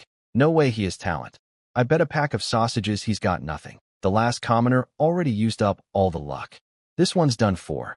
Jonah, Joseph, and Andrew watched me with hopeful but worried eyes. Go, Minglei. You can do it. I placed both hands on the crystal ball. Despite everything, the thunder magic talent I'd picked up, the successful meditation, I was actually nervous. My talent was fused through the system, not something I was born with. What if this thing couldn't detect it? I worried for nothing. The instant my hands touched the crystal, blinding silver light exploded from inside it. The ball blazed like a miniature sun. Tiny silver lightning arcs raced around inside, crackling and writhing like they were trying to break free. Behind the 3 young testers, the middle-aged man who'd been sleeping in his chair snapped awake. He jumped to his feet, eyes locked on the crystal ball, trembling with excitement. Element affinity, thunder. Supergrade. The plaza went dead silent. Then erupted. Supergrade. That's impossible. How can a commoner? The 3 testers were just as stunned. Most people with magic talent only had low-grade affinity, the bare minimum to sense magic elements. Medium grade was 10 times clearer. High grade was 100 times clearer, meaning you could do in 1 hour what a low-grade person needed 100 hours for. That alone was enough to become a high-level mage with some effort. But supergrade? That was 1,000 times the clarity. Even among dragon men who inherited dragon magic talent, supergrade was extremely rare. Someone with this level of affinity didn't even need to try. Magic elements would fight each other to flow into their body. Quick, test his mental power. The middle-aged man shoved the young tester aside and took over personally, his voice shaking. I walked to the spirit meter feeling completely relaxed. My spirit stat was already at 215, equivalent to a level 2 mage. Nothing to worry about. The noble kids were praying for bad news. His talent is crazy, so his mental power must be terrible. He can't have everything. They were wrong. The moment I looked at the red dot, the red line inside the meter shot upward like a rocket. It blew past the halfway mark in a blink and kept climbing. Other people's lines crawled up slowly, one notch at a time. Mine was a blur. Genius. A true genius. The middle-aged man could barely speak. The red line hit the very top of the meter and filled every single mark. And everyone could tell that wasn't my limit. If the meter had been bigger, the line would have gone higher. Full reading. Mental power, 100 times the average for his age. The man's voice cracked as he announced it. Element affinity, thunder, supergrade. Mental power, 100 times peers. Overall evaluation, magic talent. Ultra superior. The whole plaza exploded. 100 times? Ultra superior? Is he even human? A commoner nobody with talent like this? Is the god of magic blind? He's almost as good as Ordos. Ordos has golden dragon bloodline, though. Every eye was on me. Shock, jealousy, disbelief. The noble dragon men looked particularly shaken. Before I could even step away from the meter, an old man in a mage robe pushed through the crowd. Sir, I'm Frederick from the Douglas Magic Academy admissions office. I sincerely invite you to join our academy. If you agree, while I was standing there enjoying the stunned reactions of the crowd, something funny was happening at the academy recruitment area nearby. Every year during testing week, the 3 magic academies set up booths to scout for talent. The head recruiters, 3 old men in purple mage robes, had been lounging in their chairs, bickering about this year's crop of students. The one with the red bulbous nose was Carl's from Fire Dragon Magic Academy, the top school. The one with a single horn on his head and a black scale between his eyebrows was from Dragonman Magic Academy. The bald one was from Douglas Magic Academy, the commoner school. They'd been arguing about a student named Ordos, a dragon man with golden dragon bloodline, who had dual super great affinity in light and wind, with mental power 88 times his peers. The best talent this year, snatched up by Dragonman Academy. The other 2 were bitter about it. Then a young assistant came running in, out of breath. Teachers, another genius just appeared. Thunder's super great affinity. Mental power 100 times peers. He didn't even finish his sentence before all 3 old men shot out of their chairs and blew past him, knocking him flat on his rear. What rude people, the assistant grumbled, picking himself up. But he understood. This new talent was on par with Ordos, maybe even better. The 3 old men shoved through the crowd, heads swiveling, searching for the genius. Their eyes landed on a Dragonman teenager standing near the spirit meter, handsome, wearing fine silk robes, with black wings growing from his back. He certainly looked the part. Red Nose grabbed the Dragonman's shoulder. You're the genius? Hello. I'm Carl's from Fire Dragon Magic Academy, the #1 academy in the kingdom. I invite you to join us. Full scholarship, tuition, living expenses, materials, all free. Plus 2,000 gold coins a year. Baldy shoved him aside. Ignore him. I'm from Douglas Academy. Join us. We'll match anything. Hornhead pushed them both away. He's a dragon man. He belongs at Dragonman Academy. Hello, young man. I'm from. The crowd around me exchanged awkward looks. Everyone knew I was the genius they were looking for, not the Dragonman kid. But I couldn't blame the old man. In this world, dragon men inherited dragon blood and were far more likely to produce magical prodigies than humans. A super-grade talent showing up? Of course they assumed it was a dragon man. Jonah, Joseph, and Andrew had gathered around me, eyes full of little stars. Minglei, you're amazing. They didn't fully understand what my test results meant, but the shock on everyone's faces told them everything they needed to know. I watched the 3 old men fawning over the wrong person and couldn't help but laugh. This mix-up was going to be interesting. The Dragonman teenager they'd surrounded looked confused. Teachers, you've got the wrong person. I haven't even taken my test yet. The 3 old men froze. You're not the genius? Then where is he? The middle-aged tester pointed at me with a tired expression. That's him. Right there. 6 eyes snapped to me at once. A human, you're the super genius? Red Nose recovered first, breaking into a huge grin. Wonderful. A human with talent like this? How marvelous. Baldy jumped in immediately. Young man, I'm Augustus from Douglas Magic Academy. Join us. We'll waive everything and give you 3,000 gold coins a year in scholarship. 3,000 from us too. Red Nose shot back instantly. You just said 2,000 a minute ago. Baldy exploded. Have you no shame? A talent like his is beyond money. 3,000. Done. Hornhead tried to make his pitch too, but the other two shut him down cold. He's human. Why would he go to your Dragon Man school? Save your breath? I watched the three of them bicker and felt pretty good about my position. When the tester asked them to move aside so testing could continue, they dragged me off to the side and kept going. Both of your offers sound great, I said, but can you be more specific so I can decide? I'd already mentally crossed off Dragon Man Academy. I had no interest in studying alongside Dragon Men. The bidding war escalated fast. Baldy offered 4,000 gold coins a year. Red Nose matched it. Baldy went to 5,000, his absolute limit. Red Nose matched again without blinking. Baldy was fuming but couldn't go higher. He was just a recruiter with limited authority. So, I think the choice is clear, Red Nose said with a smug smile. I looked at Baldy with genuine regret.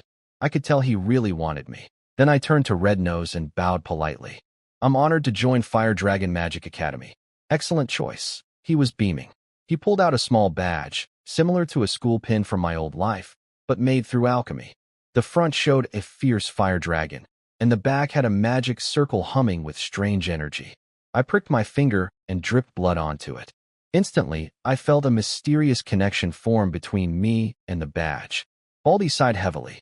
What a shame. He'd known this would happen. When conditions were equal, every genius chose Fire Dragon Academy. He could only watch another talent slip away. Red Nose explained the badge's functions. It was my ID, my admission letter, and my key to enter the academy. It also had a spirit-gathering magic circle built in that constantly absorbed magic elements, boosting meditation efficiency even while I wore it. Today's the last day of testing, he added. There'll be 2 rest days, then school starts. Show up the day after tomorrow to register. There'll be an internal academy test. Pass that and you're officially enrolled. Got it. He nodded, satisfied. By the way, I don't even know your name yet. Red Nose left looking satisfied. The whole plaza was still buzzing about me, but the testing continued. Joseph and Andrew stepped up next, full of hope. They wanted to be like me, wanted to shock the crowd with amazing talent. Reality crushed them. Joseph, fire affinity, low grade. Mental power, 1 times peers. No potential to become a mage. Andrew, wind affinity, low grade. Mental power, 1 times peers. No potential to become a mage. They were devastated. They couldn't understand why I, someone who grew up right beside them, had incredible talent while they had nothing. Tears streamed down their faces. I didn't know what to say. I just patted their shoulders. Then it was Jonah's turn. The crystal ball glowed a soft green with occasional flashes of gray. Element affinity, wood, medium grade. Wind, low grade. I was surprised. Jonah actually had magic talent? Mental power, 8 times peers. Overall evaluation, has potential to become a mage. Jonah stood there in shock for a moment, then burst into cheers. I can become a mage. I can become a mage. The testers didn't scold her for being loud. They just smiled. Thanks to me, they were being extra nice to our whole group. Congratulations, Jonah, I said. Joseph and Andrew forced thin smiles and congratulated her too, but I could see the pain behind their eyes. Jonah's talent was ordinary, and she was a commoner, so she ended up joining Douglas Magic Academy, the commoner school. Still, she became the second child in Beast Village history to be accepted into a magic academy. When Hades heard the news, he was overjoyed. 2 out of 4 kids with magic talent. That was incredible luck. He slapped my shoulder so hard it stung. Meng Lei, you're the village's pride. But then I looked at Joseph and Andrew, who were sinking deeper into despair. Captain Hades, what about them? Do they just go home empty-handed? Hades' face fell. Without magic talent, there's nothing to do but go back to the village. Live as commoners. That's their fate. The 2 boys trembled, tears falling again. They don't have magic talent, but they could learn battle energy, I said. There are so many warrior academies in the capital. Some accept human commoners. They could become warriors. Hope flickered in their eyes. Jonah jumped in. That's right. Then all 4 of us could stay in the capital and look out for each other. But Hades shook his head with a bitter smile. You make it sound easy. Do you know how expensive warrior academies are? Even the worst third-rate school costs dozens of gold coins a year. Add in textbooks, housing, food, uniforms, materials, and training fees. You're looking at over 100 gold coins per year. What ordinary family can afford that? Joseph and Andrew went pale. Their families had barely scraped together 10 gold coins for the magic test. 100 gold coins a year was unthinkable. There's a saying, Hades sighed. Magic is for the poor, combat is for the rich. Training a mage or a warrior takes mountains of money. It can drain even a middle-class family dry. For commoners like us, it's impossible. Then he glanced at Jonah, and I caught the worry in his eyes. She'd gotten into Douglas Academy, sure, but unlike me, she didn't have a full scholarship or a big stipend. How was she going to pay for the years ahead? Jonah bit her lip, face going white as the reality hit her. Let's go eat something, Hades said, trying to move past the heavy mood. You've been standing in line all day. We'll find food, then head back to the inn. Once you and Jonah start at your academies, I'll take Joseph and Andrew back to the village. The capital is too expensive for us. Back to the village. Back to being nobodies. I went quiet, thinking hard. Was I rich? Not exactly. My total savings came to 2,306 gold coins, plus the 5,000 per year scholarship I hadn't received yet. Nothing compared to nobles or wealthy merchants, but a fortune by commoner standards. The real advantage wasn't what I had. It was how easily I could earn more. Since arriving in the capital, I'd been picking up drops nonstop. Gold coins, stat orbs, spells, and even 3 battle techniques just fell into my lap. More people meant more drops, and the capital was overflowing with people, especially with all the academies starting their school year. In less than 1 day in the city, my stats had jumped dramatically. Wealth, 2,306 gold coins. Body, level 3 warrior, 502/1000. Spirit, level 2 mage, 213 500ths. Mana, level 1 mage, 199 200ths, just 1 point from level 2. So when I saw Joseph and Andrew crying about going home, I made a decision. 200 gold coins per person would cover a year at a decent warrior academy. If they worked hard and reached apprentice warrior within that year, they could start earning their own money and pay their own way. By graduation, they'd be at least level 4 warriors. The wealth a level 4 warrior could create was far more than 200 coins. They'd pay me back easily. 200 gold coins to change 2 lives. Pretty good deal. When I told them, everyone froze. Are you joking? Hades stared at me. Magic training burns through money even faster than warrior training. Your scholarship might not even cover your own expenses. I know what I'm doing, I said. I can only help for 1 year. After that, you're on your own. Become apprentice warriors within 12 months, and everything will work out. Joseph and Andrew broke down sobbing. After the emotional roller coaster of the day, they couldn't hold it together anymore. They enrolled in a mid-level warrior academy. Nothing fancy, but it was their ticket to a different life. They promised to study hard and repay me someday. Over the next 2 days, the 5 of us explored the capital. I kept picking up drops everywhere we went, while also getting my eyes open to how this world really worked. I'd assumed that without technology, this civilization must be primitive. I was completely wrong. The Dragon God Empire had tens of thousands of years of history. While they developed along the path of personal combat power, battle energy, and magic, they'd also created an entire branch of magical technology called magic conductor devices. Space rings, space bracelets, and space belts for storage. Magic cannons, magic guns, and magic puppets for combat. Magic lamps, magic carriages, and magic flying carpets for daily life. The upper classes used these everywhere. The poor had never even seen them. What struck me hardest was the gap between rich and poor. A tiny elite at the top hoarded almost everything, living in ridiculous luxury. Meanwhile, over 90% of the population scraped by at the bottom, exploited and oppressed, barely surviving. Did I want to overthrow the system and liberate the masses? Not really. Not yet. Right now I just wanted to keep growing stronger quietly and climb out of the bottom. But if someday I became powerful enough to flip this whole world upside down, well, I wouldn't mind cleaning things up. 2 days passed quickly, and Fire Dragon Magic Academy finally opened. I said goodbye to Hades and the others and headed to campus. The academy's history was staggering. Over 20,000 years old, one of the most ancient magic institutions on the entire continent. In that time, it had produced countless master mages, 1,169 holy domain powerhouses, and 37 kings of the Fire Dragon Kingdom. It ranked third among all magic academies in the Dragon God Empire and ninth across the entire Sky Dome continent. Yet for all that prestige, the total number of enrolled students was only about 600. 6 grade levels, less than 100 students each. Every single person here was a genius. I stood before the gates of Fire Dragon Magic Academy, taking it all in. Over 20,000 years of history. No school on Earth could compare. Every stone, every wall breathed ancient power. Armored guards stood at the entrance, wearing fire dragon armor and holding flame spears, scanning everyone with sharp eyes. Only students with academy badges could enter. Parents and everyone else stayed outside. I pinned my badge to my chest and walked through the gates. A guard directed me to Holy Dragon Plaza for the new student test. Turn right and go straight. I followed a wide, tree-lined avenue to the end and found myself facing dozens of massive statues. Some towered 100 meters tall, others barely reached 2 meters. Dragons, dragon men, and even a few small human figures, all carved with incredible detail. Each statue had a stone tablet beneath it recording the person's life achievements. I read through them one by one. The first Fire Dragon King who founded the academy and slew a legendary 3-headed chimera during a beast tide.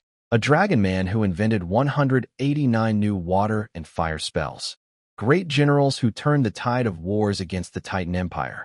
Every single one was a holy domain powerhouse. And not just any holy domain. These were the best of the best. Kings who'd accomplished extraordinary feats. Teachers who'd made groundbreaking contributions. War heroes who'd changed history. An ordinary holy domain being couldn't earn a spot here.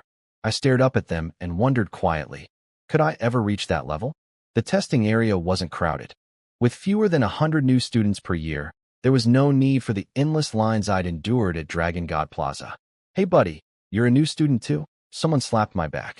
I turned to find a pudgy kid in fine silk robes grinning at me. He was barely 5 feet tall, but impressively round, with tiny eyes that nearly disappeared when he smiled. He looked like a little Buddha statue. Obviously, I was a new student. I was standing in the registration line. But I smiled back. Most of the people around us were dragon men, so seeing a fellow human face felt nice. Even if that face was very, very chubby. Wow, you're human? The little guy's eyes went wide. Well, as wide as they could. Humans who get into this academy are geniuses among geniuses. You must be pretty amazing.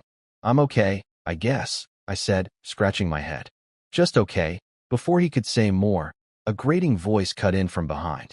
Fatty Heart, what are you doing here? A tall, muscular dragon man with green skin, a single horn, and a long tail walked up, sneering at the chubby kid. He was everything the little guy wasn't. Imposing, sharp, dangerous looking. The fat kid's cheeks wobbled. Great. I can hear your awful rooster voice everywhere I go. Leave me alone, you disgrace to dragonkind. Looking for a beating? The green dragon man, Lance, raised his fist. Fatty ducked behind me. Lance, look where you are. You really want to start trouble at the academy?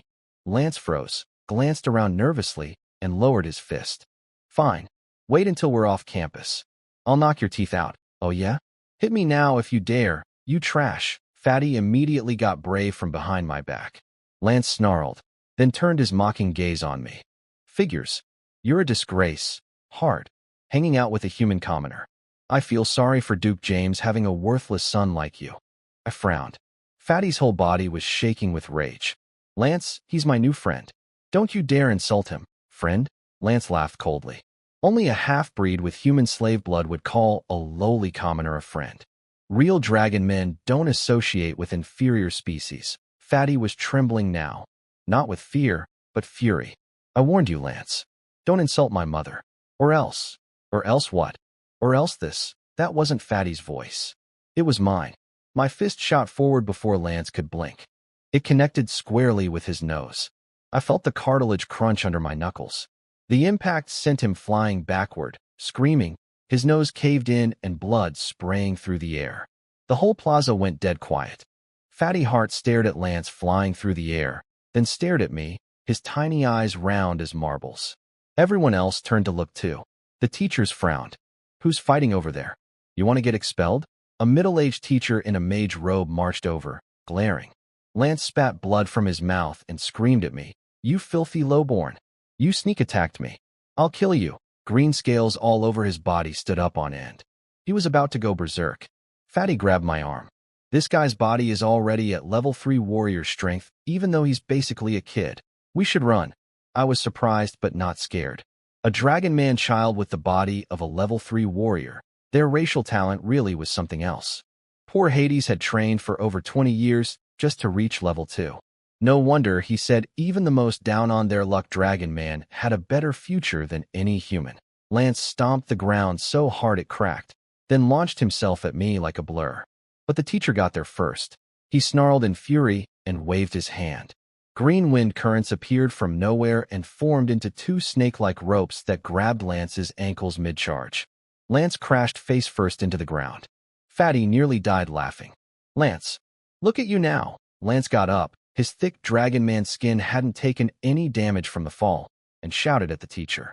Who are you? Why did you stop me? This is academy grounds. You don't get to run wild here, the teacher snapped. Security. Throw him out. Lance went pale. Wait. I'm a new student. I have a badge. You can't kick me out. The teacher checked his badge and softened slightly. Fine. First offense. But if you cause trouble again, I don't care if you're a prince, you're expelled. Yes, sir. Yes, sir. Lance was sweating bullets. Then the teacher turned on me.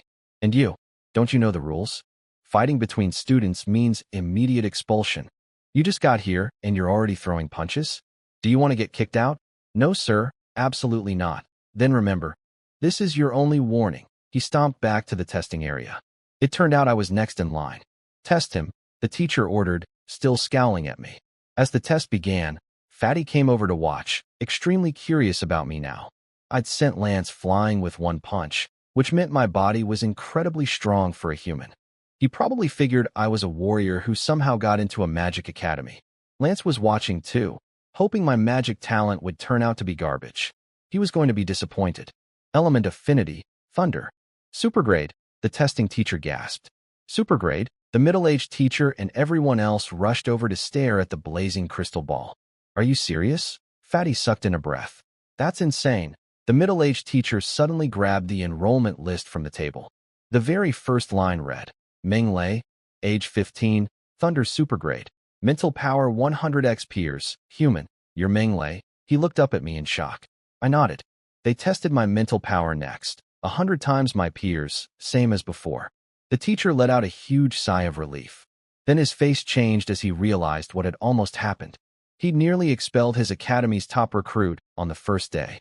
With talent like yours, why on earth are you getting into fights the moment you walk in? He scolded, jabbing a finger at my nose. What if you'd actually been expelled? Then what? Well, I muttered with a grin. I guess I'd just go to Douglas Academy instead. That shut him up for a second. He knew I was right. With my talent, any school on the continent would take me in a heartbeat. Is that your excuse for fighting? He shook his head, exasperated. Just behave yourself from now on. This academy is not a playground. Understood? Understood. By the time all the registration was done, it was afternoon. I finally got my dorm assignment and followed a volunteer senior student toward the new student apartments.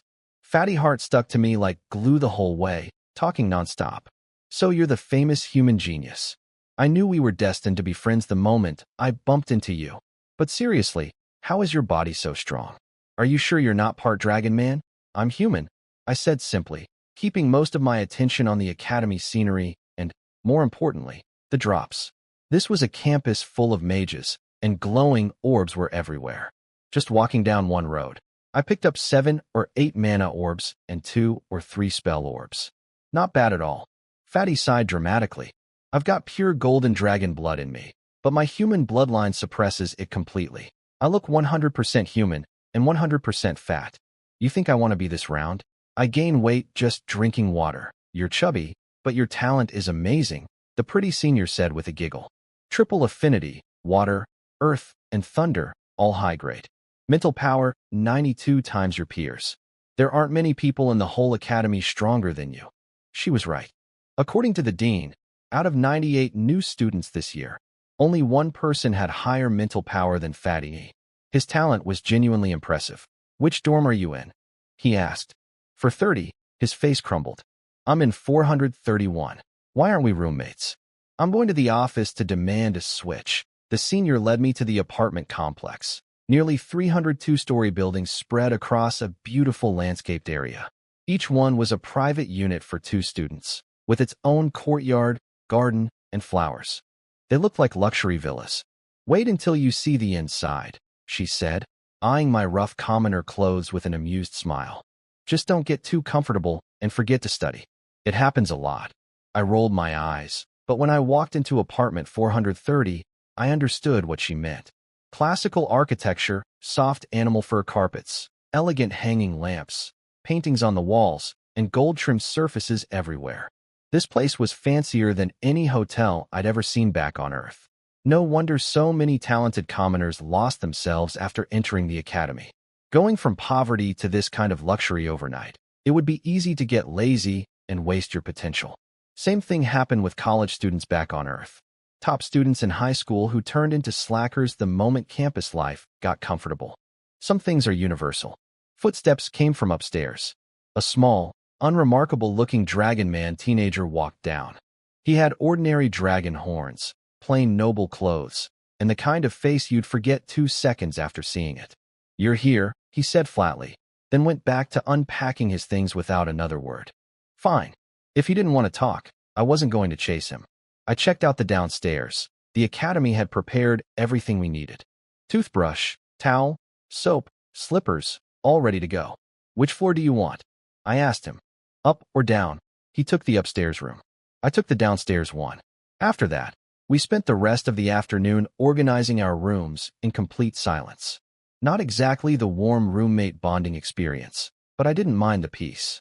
By evening, I was getting hungry and thinking about finding food when Fatty burst through my door. "Hey, I'm visiting." He gave me a bear hug, then pulled forward a boy standing behind him. "This is my roommate, Daniel Kagurbo. He's human too, another genius." "Hi, Menglei," Daniel said politely. "Nice to meet you." Daniel was a good-looking guy, clean features, refined, the kind of face you'd call a pretty boy. But he was warm and genuine when he shook my hand. "I heard about you during the magic test," he said with a friendly smile. "A human genius rivaling Ordo's, the top Dragon Man talent this year. I wanted to meet you, and here we are. Disappointed now that you see me?" I joked. "Not at all. Great people often start out looking ordinary." "Exactly," Fatty chimed in. "Good-looking guys are just useless eye candy kept around by rich ladies." Then he realized he was standing next to Daniel and quickly added, "Not you, though. You're different, Daniel. Treated us to dinner." Well, Fatty insisted on paying since we were on his turf. My roommate came downstairs and Fatty invited him along, but got coldly turned down. He was bummed for about 5 seconds, until the food arrived. The food at the academy was incredible. After a month of nothing but roasted meat and dried jerky in Beast Village, this was paradise. The 3 of us stuffed ourselves, talked about everything, and by the end of the meal we felt like real friends. That night I meditated instead of sleeping, as usual. My new habit. The next morning was the first day of classes. Opening ceremony in the morning, student meet and greet in the afternoon. Our year had 98 new students split into 2 classes of 49. Each class had a head teacher, a senior mage assigned by the academy, plus a class advisor and 10 assistants, one for each of the 10 magic branches. Those 10 branches covered all magic on the continent: earth, water, wind, fire, wood, metal, thunder, light, dark, and ice. The opening ceremony was boring. After lunch, our class advisor gathered us in a classroom. She was Jenny Lane, a 6th-year senior and a level 6 wind mage, tall, blonde, beautiful. The reaction from the class was immediate. "She's gorgeous." Our advisor is a pretty human girl, a level 6 mage, impressive. I could hear Fatty swallowing hard beside me, staring at her with his tongue practically hanging out. And he wasn't the worst. About half the male dragon men in class were drooling openly, eyes glazed over. Apparently they'd inherited the dragon's legendary lustfulness, if nothing else. Jenny seemed completely used to it. She just smiled and moved on. "Let's do introductions. First row, start." One by one, students stood and introduced themselves. Most were from various provinces in the Fire Dragon Kingdom. Then one girl stood up. White dress, small red horns, pale skin, beautiful figure. "I'm Donna Elam, from the Frost Kingdom." The room buzzed. The Frost Kingdom was on the Empire's far northern border, covered in ice year-round. It was so far away that even flying beasts took half a year to get here. Donna explained with a sweet smile that her kingdom was saturated with ice-type magic elements, but her talent was fire-type. Meditating there would have been extremely inefficient, so she came south to study. That made perfect sense. Then it was my turn. Hi everyone, I'm Ming Lei. The whole room turned to stare. That's Ming Lei, the top talent among all new students this year. The one everyone's been talking about. Every single pair of eyes locked onto me. Everyone stared at me with different expressions: curiosity, envy, jealousy, but mostly irritation. How does a lowly human get talent like that? We're dragon descendants, and even we don't have that kind of gift. Talent isn't everything. Hard work matters more. The room practically reeked of jealousy. I noticed my roommate watching me too, his eyes flickering with surprise. When it was his turn to introduce himself, he stood up and said flatly, "I'm Abe. I'm from the Imperial Capital." That caused a stir. Almost nobody from the Imperial Capital came all the way out here to study. The capital had its own top-tier academies. But when someone asked why he'd come here, Abe just gave them an icy stare and sat down. No answer. Cold to me, cold to everyone. The guy was a walking block of ice. After introductions, Ginny explained how classes worked. Each class had 10 teachers, one for each magic branch. One class per day per branch, and you only took classes matching your talent. The rest of your time was free. I'm so jealous, Fatty groaned after the meeting. You only have one class a day? I've got 3, water, earth, and thunder. I'm going to die. Your advisor said you could focus on one and just dabble in the other 2. I pointed out. I wish. My old man said if I drop any of them, he'll break my legs. It's a death order. Daniel suggested we explore the campus since it was still early. We wandered around, taking in the ancient buildings while chatting. I quietly picked up stat orbs the whole time.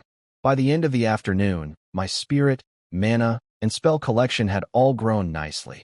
Better results than a whole night of meditation. I mapped out my daily plan. Morning classes, afternoon wandering, and picking up drops, nighttime meditation. 3-pronged approach. Maximum efficiency. Back at Fatty's apartment, he flopped down in a dramatic heap. I'm exhausted. You need to lose weight, I laughed. Then I noticed a blue orb of light fall from his body. Ding. Dropped item detected. Pick up. Ding.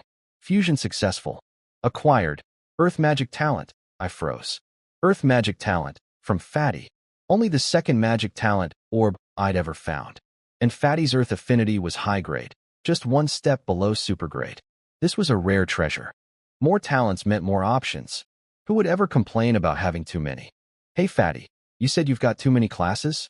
I'll come with you to Earth Magic class tomorrow. The next morning, I sat in my Thunder Magic class. Only 7 students had Thunder talent, so the big classroom felt empty. Our teacher, Horatio, got straight into it. Thunder Magic is the most powerful and dominating of all 10 branches. No exceptions. I listened carefully to every word. Thanks to the system, I could already use spells, but I only knew how, not why. I understood the mechanics, but not the theory. The fundamentals, the principles, the underlying rules of magic. That was exactly what I needed. I soaked it up like a sponge. Having strong mental power made learning incredibly easy. The teacher only had to explain something once, and I had it memorized. Magic was like commanding an army. The elements scattered in the air were soldiers. My mental power was the general, and casting a spell was like arranging troops into formation. 3 months flew by. Hey, midterms are tomorrow. You nervous? Fatty found me after class, his round face tight with anxiety. Why would I be nervous? I glanced up from the book in my hands. The Complete Guide to Thunder Magic, borrowed from the library 3 months ago. It contained every thunder spell from level 1 to level 9. 3 months had passed since I entered Fire Dragon Magic Academy, and they were the most peaceful months I'd had since arriving in this world. No worrying about survival, no boss breathing down my neck, no late nights at the office. Just learning. It felt like being back in college on Earth, except the subject was magic instead of business reports. I treasured every moment and used all my time to get stronger. Morning classes, afternoon wandering, and picking up drops, nighttime meditation. 3 months of that, and my stats had changed dramatically. Tomorrow was the test that would show how far I'd come. The next morning, Fatty, Daniel, and I headed to Training Ground 11. Other training grounds were already packed. Every grade was doing midterms at the same time. We could hear teachers shouting, students arguing, and spells exploding all around us. Fatty wiped cold sweat from his forehead.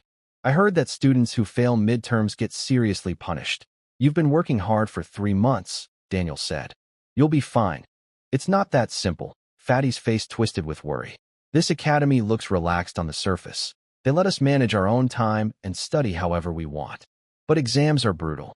A second-year senior told me that last year, only 6 people in his class passed the midterm. 44 failed. 44? Daniel went pale. And teachers can't go easy on us either, Fatty continued. If they're caught lowering standards, they don't just lose their bonus, they get fired. Oh, and 3 consecutive exam failures means expulsion. When we arrived, almost everyone was already there. All 98 first years from both classes. Then the teachers walked in. Not just the regular 10 magic teachers per class, but both class head teachers too. Our head teacher is here, Fatty whispered to me. We've been here 3 months, and I've never even seen him before. Our head teacher, Dirk Norway, was a thin, withered old human man who looked like a breeze could knock him over. The other class's head teacher was Buddy Tyrone, a massive dragon man with a horn, wings, and an intimidating presence. Jenny stepped forward with her clipboard. The midterm exam has 3 parts. First, mental power test. Second, mana reserves test. Third, spell casting. When I call your name, step up. First student, Larry Libby. Larry was a dragon man kid. Only 14 but already 6 feet tall, with red dragon horns marking him as carrying fire dragon bloodline. The royal bloodline of the fire dragon kingdom, no less. He walked to the spirit meter and focused. The red line climbed and stopped. Mental power, 50 times peers. 50 points, Jenny announced. Dirk frowned immediately. His raspy voice cut through the silence. When you enrolled, your mental power was 48 times peers. 3 months later, it's only gone up by 2. Larry, what exactly have you been doing these past 3 months? Larry's face turned red. He stammered but had no answer. We all knew. He'd been goofing off since day 1.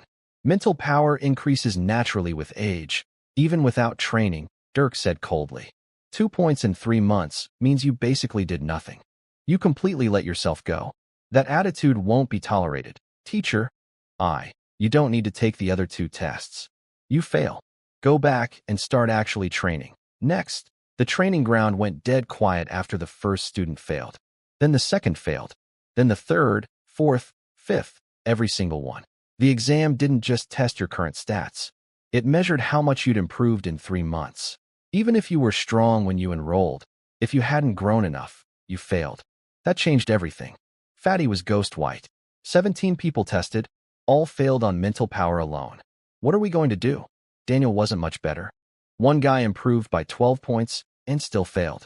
How much do they want? Student after student stepped up. 37 tested. 37 failures. Not a single pass. Dirk Norway finally exploded. What have you all been doing? 3 months. 3 full months. Not one of you meets the standard. Tell me, what exactly have you been doing since you enrolled? Nobody dared look at him. Everyone just stared at the ground while he raged for a solid 10 minutes. The other teachers watched silently, like this happened every year. When he finally ran out of steam, he spat out one last warning. Magic training depends entirely on self-discipline. With your attitude, no amount of talent or resources will save you. He sat back down. The silence was suffocating. Jenny cleared her throat. Should we continue testing? Go ahead, Dirk growled. I want to see just how bad this class really is. Next. Menglei. The teachers perked up. The other class's head teacher, Buddy, smiled. Menglei, the top talent among this year's new students. Let's see how he's progressed. Then the gossip started. One teacher mentioned that there was a rumor on campus about me, the so-called genius who spent every afternoon just wandering around. Not studying, not meditating, not in the library, just walking around campus. The dorms, the cafeteria, the training grounds, every single day for 3 months straight. Such a waste of talent, another teacher sighed. With his gifts, if he'd just focused on training, his future would be limitless. Dirk's face turned dark as a thundercloud. Several students smirked, ready to watch me crash and burn. Others shook their heads, thinking I'd thrown away my potential. Wandering around wasting my talent? I almost laughed. I walked up to the spirit meter and released my mental power. The red line shot upward like a rocket. It didn't crawl. It didn't climb. It streaked up so fast that everyone's jaw dropped. When it finally stopped, Ginny rushed to read the number. Mental power, 230 times peers. Absolute silence. Then chaos. How much? 230. That's impossible. When he enrolled, it was only 100. He more than doubled it in 3 months. The meter must be broken. The teachers stared at each other in shock. Nobody could process it. Dirk's furious expression melted into something very different. He leaned back slowly, almost smiling. To improve this much in just 3 months shows remarkable dedication. It seems Meng Lei has been working very hard indeed. He turned to Buddy with a cool look. Spreading unfounded rumors about a student isn't very appropriate, wouldn't you say? Buddy's face went dark. He wanted to argue, but the number was right there on the meter. He swallowed his words like bitter medicine. Second test. Mana reserves. The mana test used a device similar to the spirit meter, but with a crystal ball at the bottom instead of a button. I placed my hands on it and waited. Mana reserves, 35. Equivalent to a level 3 mage. Some Dragon Man students scoffed. Only 35?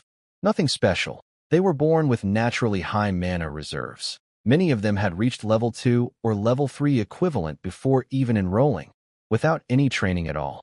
So much for the genius, they muttered. Dirk shut them down instantly. You ignorant fools. Meng Lei is a human commoner. He had zero contact with magic before entering this academy. Every drop of his mana came from meditation over the past 3 months. To reach level 3 mage reserves in that time is extraordinary. None of you come close. The other teachers agreed, praising my progress.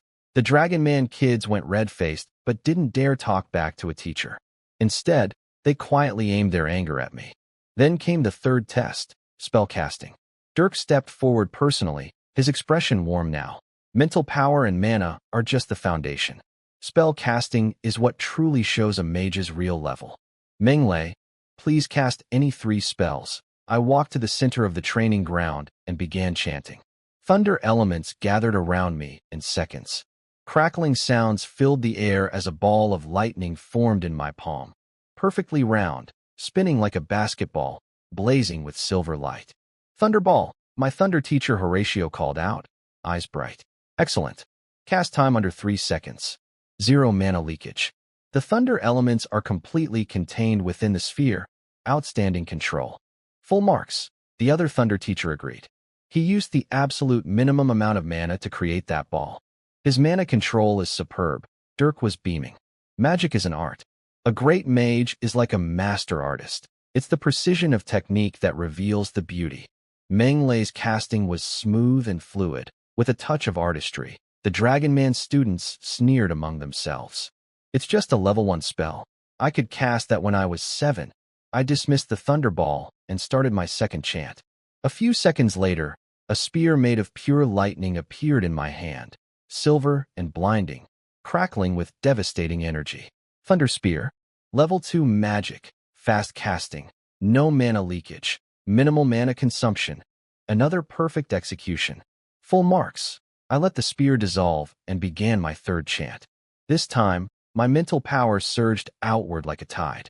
Thunder elements from 10 meters in every direction rushed toward me. Dirk's eyes widened. That scale.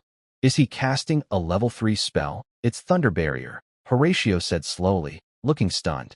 He's so quiet in class I never noticed, but he's already mastered level 3 magic? If he can cast a level 3 spell, then he's a confirmed level 3 mage, going from complete beginner to level 3. Mage in 3 months. I've never heard of anything like it.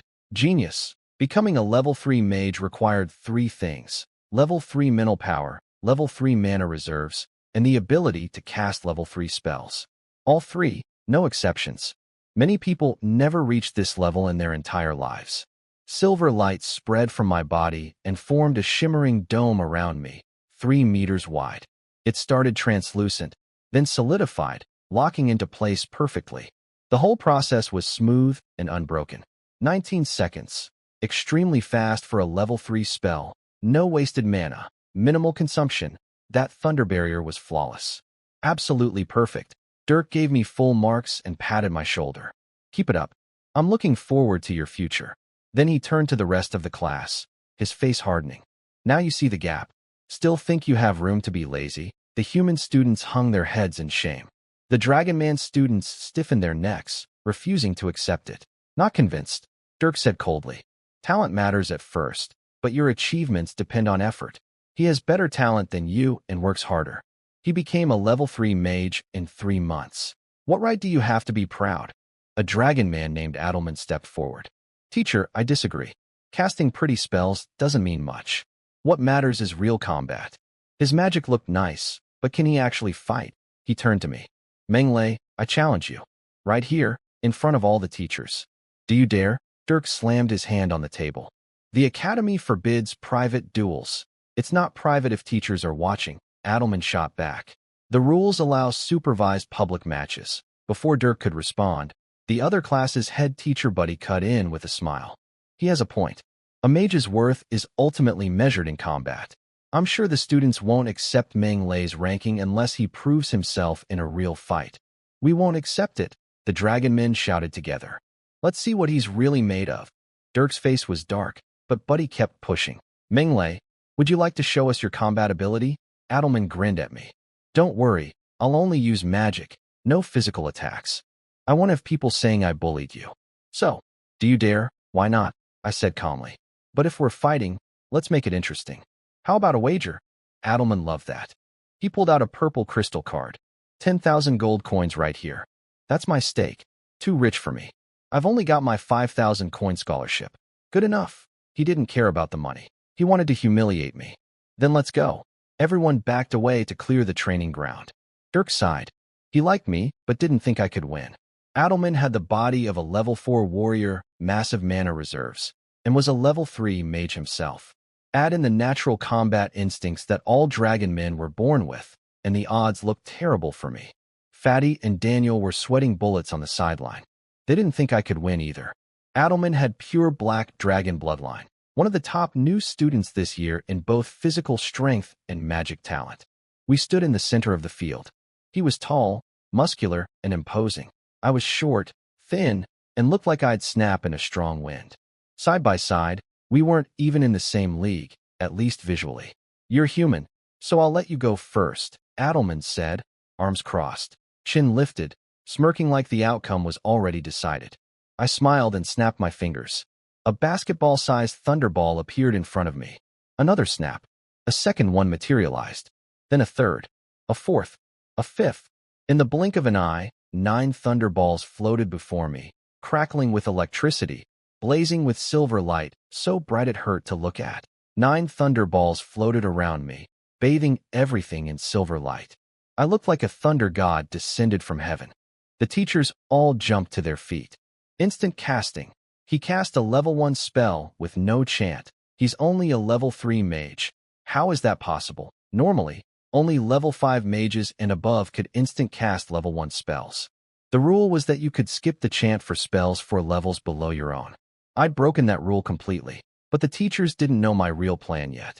I flicked my finger and sent 3 thunderballs streaking at Adelman. He didn't even try to dodge. You think level 1 magic can hurt me? He laughed as they exploded against his body. Lightning crackled across his skin, but he just stood there grinning. Is that all you've got, genius? I smiled and kept firing. One ball after another slammed into him like cannonballs. He let every single one hit, mocking me the whole time. I told you this can't hurt me. Use something stronger or you'll never win. Since you insist, I said. I started chanting. The electrical currents still dancing across Adelman's body suddenly responded to my call.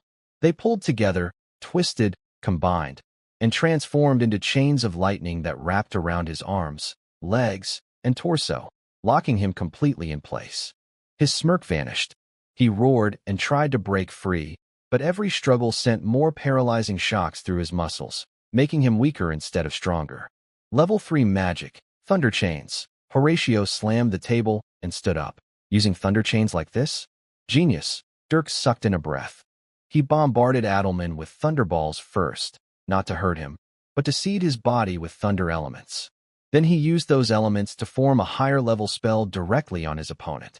The whole fight was calculated from the very first ball, exactly 18 thunderballs, The other thunder teacher added in amazement.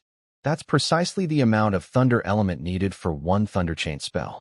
He planned this from the start. Good talent and high intelligence?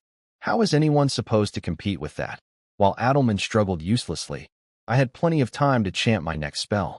Thunder elements gathered into a gleaming spear of lightning. Thunder Javelin, another level 3 spell. I pressed the tip against Adelman's throat. You lose. His face was crimson, but he couldn't say a word.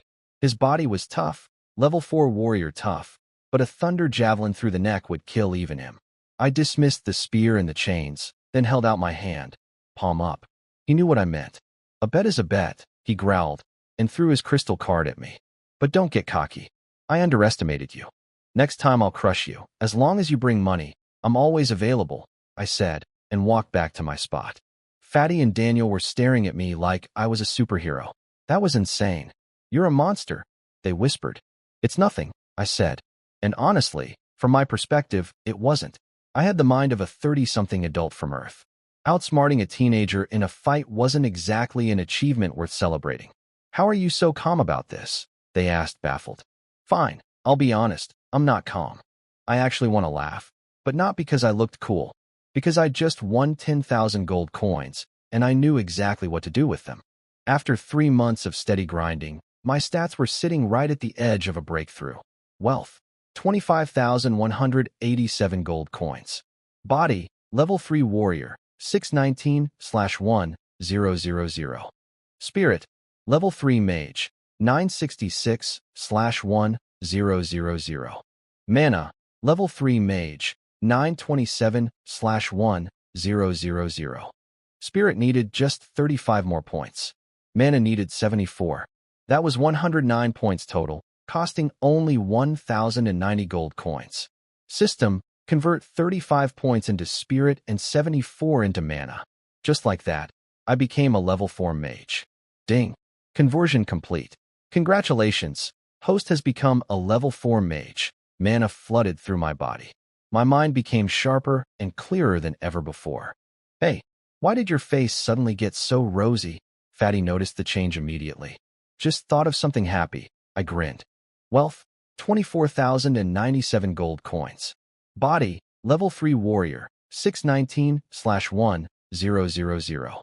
Spirit, level 4 mage, 1001/2000. Mana, level 4 mage, 1001/2000. Less than 5 months in this world, and I'd reached level 4 mage. That had to be some kind of record. I just needed to learn level 4 spells to make it official. The only thing lagging behind was my body stat. Being stuck inside the academy for 3 months meant I rarely found body stat orbs. I needed to visit places where fighters gathered, like warrior academies or fighting arenas. My turn. Fatty suddenly yelped and rushed off to take his test. He passed everything. Spirit up 28 points, pass. Mana at level 3, pass.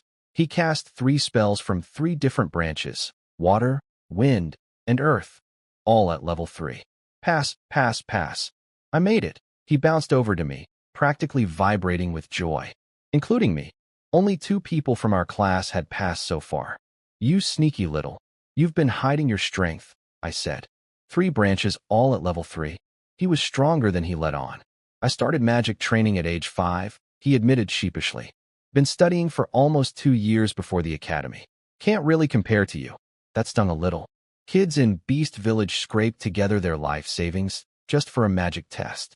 Meanwhile, Fatty had private magic tutoring from kindergarten age. The gap between rich and poor really was everywhere. When all the testing finished, our class had exactly 7 passes out of 49. Me, Fatty, Daniel, my roommate Abe, Donna from the Frost Kingdom, 1 human commoner, and 1 dragon man commoner. 42 students failed. Dirk was furious and tore into everyone, including Jenny. That evening, I took Fatty and Daniel to the best restaurant near campus to celebrate. Order whatever you want, my treat, I said, tossing them the menu. They took me at my word. Golden armored lizard stir fry, 200 coins. Boiled blood mantis, 150. Sour magic whale liver. Spicy ice toad. Every dish cost over 100 gold coins. My eye twitched watching them order, but I'd made the offer and I wasn't taking it back. While we ate, I overheard a conversation from the next room. A group was congratulating someone named Colin on winning 20 straight fights at the fighting arena, earning him silver rank fighter status. So what's the appearance fee for a silver rank? Oh, about 10,000 gold coins per fight. My ears perked up. 10,000 coins per fight. That was 1,000 attribute points. Way faster than picking up orbs or meditating. 10,000 is nothing, Fatty said between bites. Gold rank fighters earn hundreds of thousands per appearance. They're basically celebrities with huge fan bases. Making money like that is practically robbery, so they have celebrities here too, I muttered. Then louder. How does someone become a fighter? I'd been working hard since coming to the academy. Classes, studying magic, meditating every night, and picking up drops whenever I could. But simple pickup wasn't enough anymore. I wanted to use the system to its full potential. Gold coins could be converted into attribute points. That meant earning money was the same as getting stronger. The question was, how to earn big money. I'd considered ideas from Earth, entertainment, real estate, internet businesses. None of that worked here. This world had its own economy built over tens of thousands of years. The most popular investment was buying land and becoming a lord. Everything on your territory, people, beasts, mines, forests, rivers, belonged to you. You were basically a local emperor. Then there were magic conductor manufacturing, magic core trading, gold mining, slave trading, fighting arenas. All hugely profitable. Magic conductors were like phones, computers, and cars back on Earth, used by everyone. Magic cores were the fuel that powered them, like oil on Earth. Think of Dubai's billionaires, and you get the picture. But all of that was fantasy for now. I was a broke student with nothing to my name. What about becoming a fighter at the arena? It's not hard to qualify, Fatty explained. Level 5 warrior or level 4 mage, and you're in. But it's dangerous. Those fights are real. Life and death. Nobody holds back. The death rate is extremely high, Daniel added. Very few fighters last long. The money's good, but it's not easy money. You're a mage, Fatty said, rolling his eyes. Why would you lower yourself to fighting in an arena? Mages have way better ways to make money. That caught my attention. Mages make good money. Are you kidding? Fatty looked at me like I was crazy. There's a saying on this continent. The richest people aren't kings, they're mages.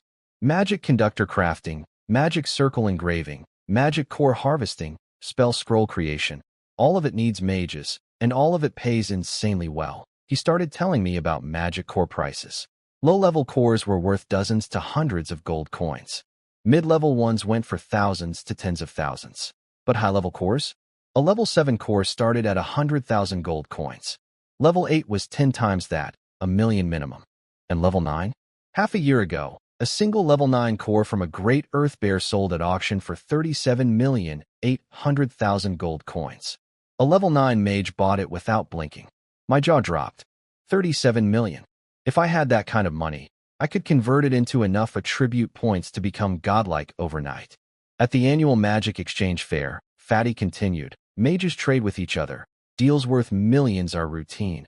I might be the poorest mage in existence, I groaned. Not for long, Daniel said encouragingly. With your talent, once you become a high-level mage, hunting magic beasts in the forest will be like picking up free money. That means at least level 7. I sighed.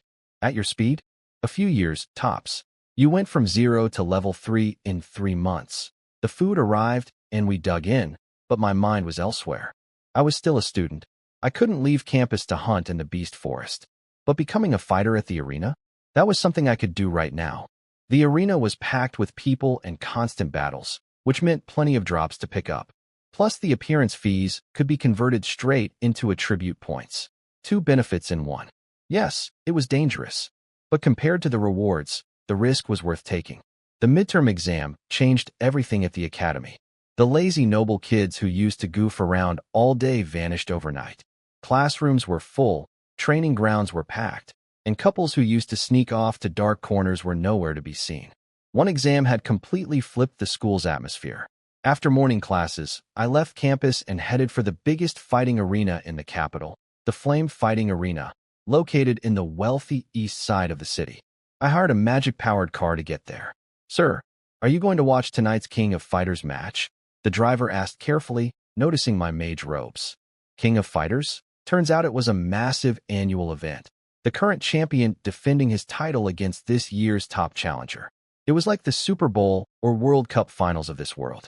Every noble and rich merchant in the capital would be watching. Tickets were going for tens of thousands of gold coins each. Too rich for my blood, I muttered. No way I was spending that kind of money on a ticket. An hour later, I arrived at the arena. The building was enormous, shaped like a flame, glowing red, something between a stadium and an opera house back on Earth. The crowd outside was incredible. Dragon Man nobles dripping with gold, fat merchant lords, beautiful noble women in fashionable outfits. It was like a spring festival train station, only fancier. I pushed through the crowd to the front gate. A guard stopped me. "Sir, tickets are sold at the booth to the right. I'm not here to watch," I said. "I want to join the arena. I want to become a fighter." The guard looked me up and down, clearly surprised. Mages almost never became fighters. "You're serious?" "Completely." He led me through a maze of corridors to an office where an old man in fine robes sat studying me with sharp eyes. This was Uno, apparently someone important here. "So you're the one who wants to be a fighter?" He frowned. I looked way too young, just a kid who hadn't finished growing. He clearly doubted I was really a level 4 mage. I didn't waste time explaining. I chanted a quick spell, and 2 spinning thunder spears materialized in the air, each 3 meters long, rotating at high speed like electric drills, crackling with terrifying energy. Level 4 magic, spiral thunder drill. Uno stood up from his chair, eyes wide. "You really are a level 4 mage. I misjudged you." He recovered quickly and smiled. "You absolutely qualify. Let me explain how it works." He laid out the rules. Since I was new, I'd start at the lowest rank, 1-star bronze fighter. No exceptions. Bronze fighters had to complete at least 10 fights per month. My appearance fee would start at 1,000 gold coins per fight. Win 3 in a row, and I'd move up to 2-star bronze at 2,000 per fight. Win 6 straight, and I'd reach 3-star bronze at 3,000 per fight. There were other benefits too. Once I officially joined, the flame fighting arena would protect me, guaranteeing my safety and property as long as I didn't break Imperial or Kingdom law. 1,000 gold coins per fight. That meant 100 attribute points each time. 10 fights a month meant 1,000 points minimum. And if I kept winning, the pay would only go up. I liked the sound of that. After going through everything, I decided the flame fighting arena had solid benefits, decent pay, good protection for its fighters. The only downside was obvious. Every fight was a real life or death battle. No holding back, no safety nets. That's why fighters died so often. But I'd made up my mind. I read the contract carefully, confirmed there were no tricks, and signed my name. Uno, the arena official, shook my hand warmly. "Welcome to the flame fighting arena, Brother Meng Lei." He was genuinely happy. Out of over 10,000 fighters in the arena, fewer than 10 were mages. Mage fighters were incredibly rare. Most mages considered themselves too prestigious for arena work, and they had easier ways to make money. I was a valuable recruit. He gave me an identity badge that let me freely enter the arena and watch any match for free, including tonight's King of Fighters battle. "Not bad," I said. Free access to the biggest event of the year. A cat girl named Mary. She had soft furry ears that twitched adorably and a fluffy tail. Gave me a tour of the place. It was massive. 31 arenas total, 20 bronze, 10 silver, 1 gold. Each could hold 100,000 spectators. The gold arena, called the Flame Death Stage, was where tonight's King of Fighters match would happen. It looked like the Roman Colosseum, but far bigger than any sports venue on Earth. The stands were already packed. Nobles, merchants, rich ladies, all buzzing with excitement, while servants brought wine and snacks. I took my seat in the fighter observation area, which sat between the regular seats and the VIP boxes. The other fighters noticed me immediately, a fresh face, and a young one.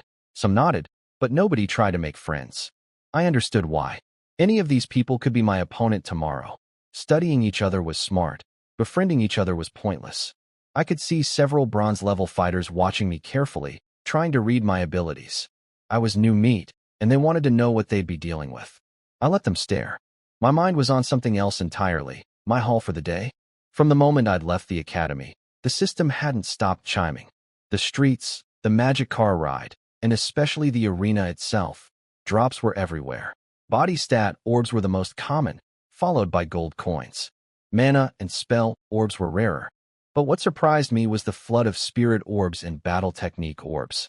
Maybe it was the excitement of tonight's big event making people emotional, but these dropped in unusual quantities.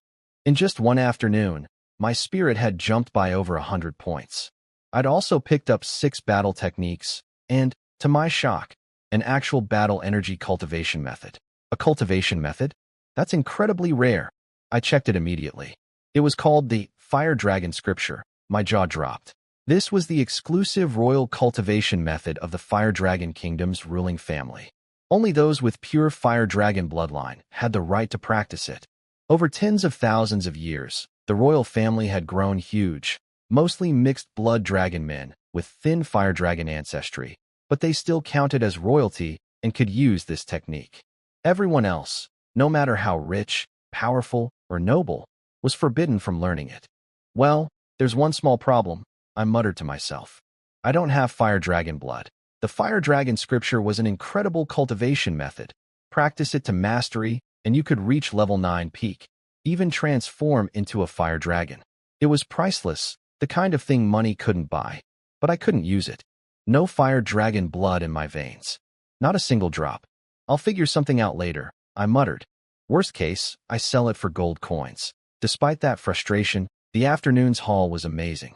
Body up over 200 points, spirit up over 100, plus 1,000 gold coins, 6 battle techniques, and the Fire Dragon Scripture.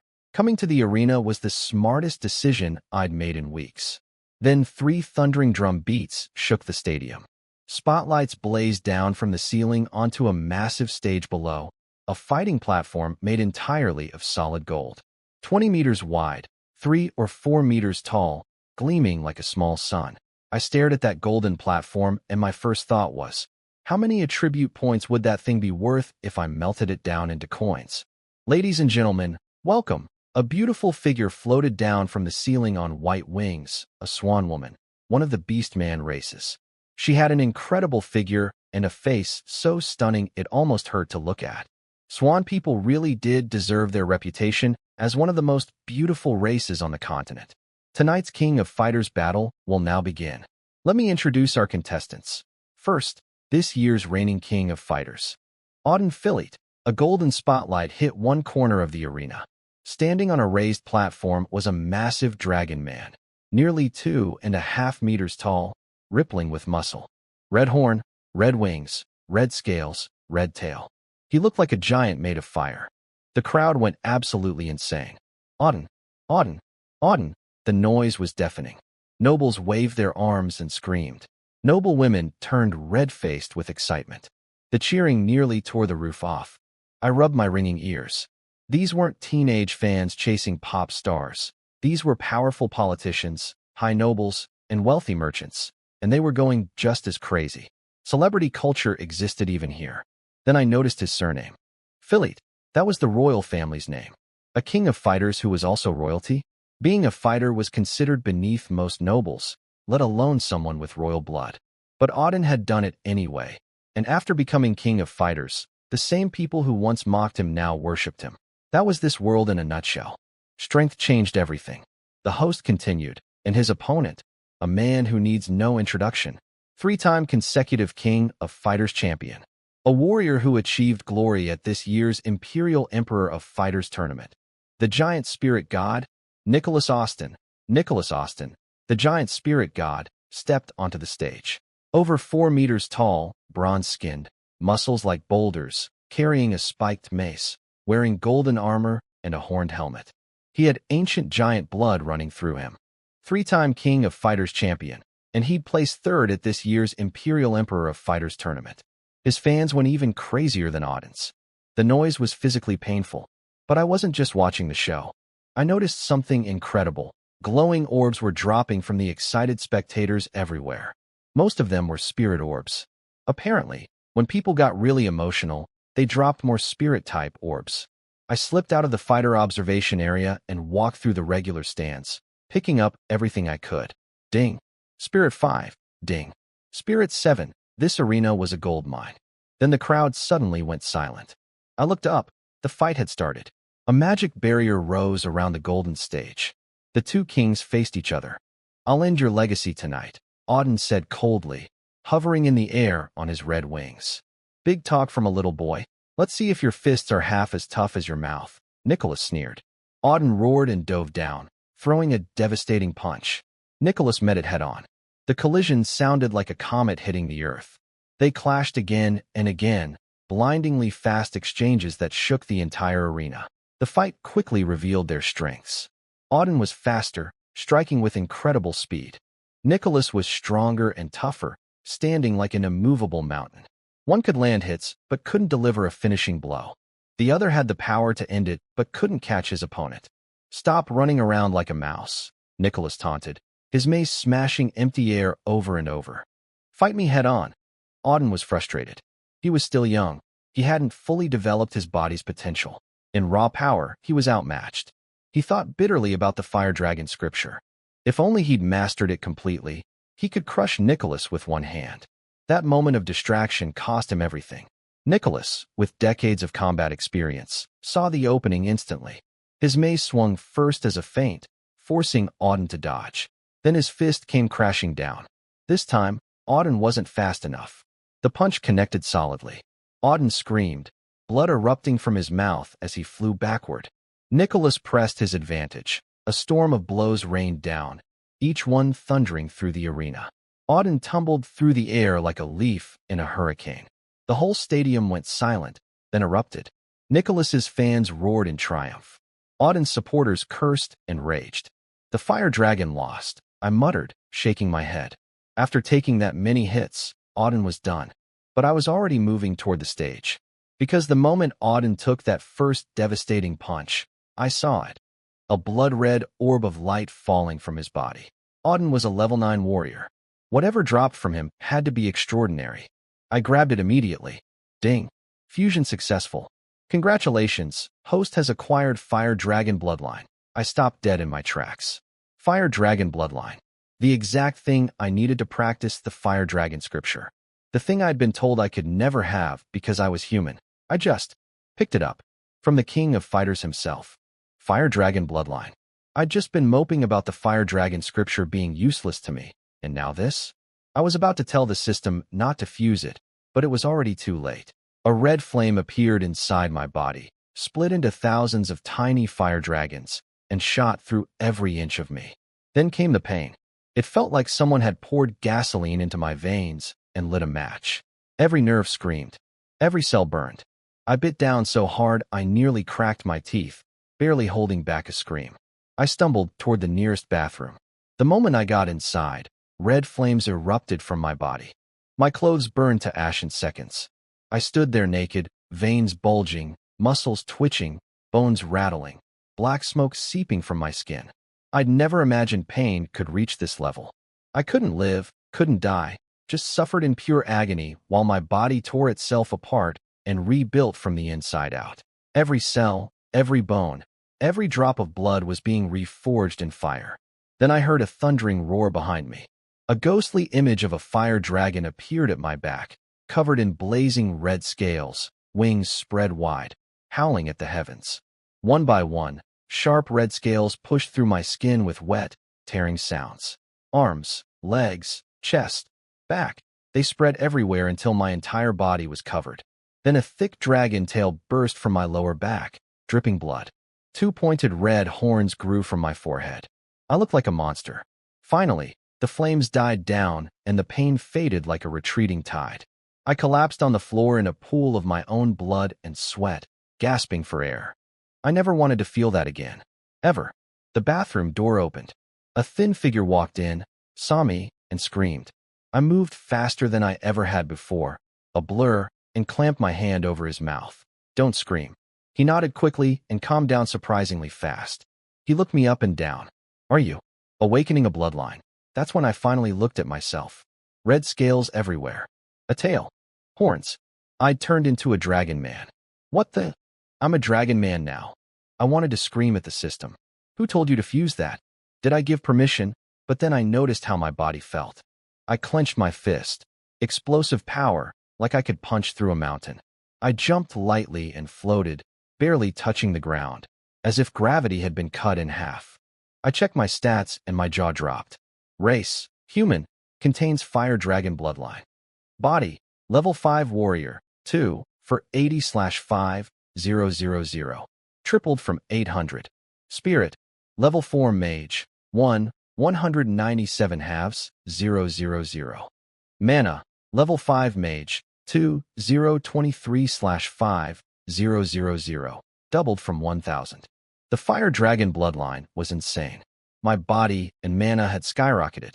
When Dragon Blood awakens, your body undergoes a transformation, the stranger said calmly. Feeling stronger and lighter is completely normal. I looked at him properly for the first time and recognized him. Abe, is that you? It was my cold, silent roommate from the academy. I'd been too distracted by my transformation to notice. He stared at me in shock. Menglei, why are you here? And how can you have dragon blood? You're human. Abe had been watching me for months. He knew I was human. So finding me covered in dragon scales in a bathroom was quite the shock. You're human. Why do you have dragon blood? He asked, staring at me with confusion. You're asking me? I have no idea, I said, spreading my hands. I was watching the King of Fighters match, and it just happened. He accepted that. Apparently late bloodline awakenings weren't unheard of among dragon men. Some awakened as children, others much later. I wasn't a special case in his eyes. Can I change back? I asked, looking at myself in the mirror. Scales, tail, horns, I looked like a monster. The power was amazing, sure, but I preferred being human. Why would you want to? Abe sounded genuinely confused. Everyone in this empire dreams of having dragon blood. And yours is the royal fire dragon bloodline. That's incredibly valuable. I just like how I looked before. He shook his head like I was crazy, but told me that people who awaken later in life had thinner dragon blood and couldn't maintain the dragon form for long. Once the energy ran out, I changed back. Sure enough, 5 minutes later the scales receded like a tide. The tail and horns vanished, and I was back to normal, completely naked, since my clothes had burned off earlier. Abe, get me some clothes. When I got back to the arena, the King of Fighters ceremony was wrapping up. Nicholas had defended his title. He stood in the spotlight, soaking up the worship. Auden had quietly slipped away, branded a loser. In any world, people only remember the winners. I stayed to pick up more spirit orbs from the excited crowd. With the Fire Dragon Blood fusion, my body and mana had both jumped to level 5, but my spirit was still stuck at level 4. I needed to close that gap. I got back to the academy around midnight. Instead of meditating, I studied the Fire Dragon scripture. Since I now had the bloodline, it would be a waste not to use it. After about an hour of study, I tried running the technique. A mysterious energy, Fire Dragon Battle energy, stirred inside me and began crawling slowly through my meridians like a snail. It was working. The scripture was responding to my new bloodline. Let's set a small goal, I thought. Like becoming a level 9 warrior. I practiced all night. By morning, the battle energy flowed several times faster than when I started, and my body stat had jumped by over 40 points in a single night. At that rate, 40 plus points per night, over 1,200 per month, I could reach level 6 warrior in just 2 months. But I couldn't spend every night on the scripture. I still needed to meditate for spirit and mana growth. So I reorganized my schedule. Mornings, practice the Fire Dragon scripture. Afternoons, roam around picking up stat drops. Evenings, meditate for spirit and mana. Plus regular visits to the fighting arena for battles and more drops. I'd already learned the magic fundamentals I needed from class. Going forward, I just needed to raise my stats and study higher level spells on my own. Magic class was optional now. I skipped class for 3 days straight. My thunder magic teacher, Horatio, noticed. He'd never known me to miss class before. When nobody could tell him where I was, he reported it directly to my head teacher, Dirk. Horatio wouldn't have cared if it were anyone else. But I was different.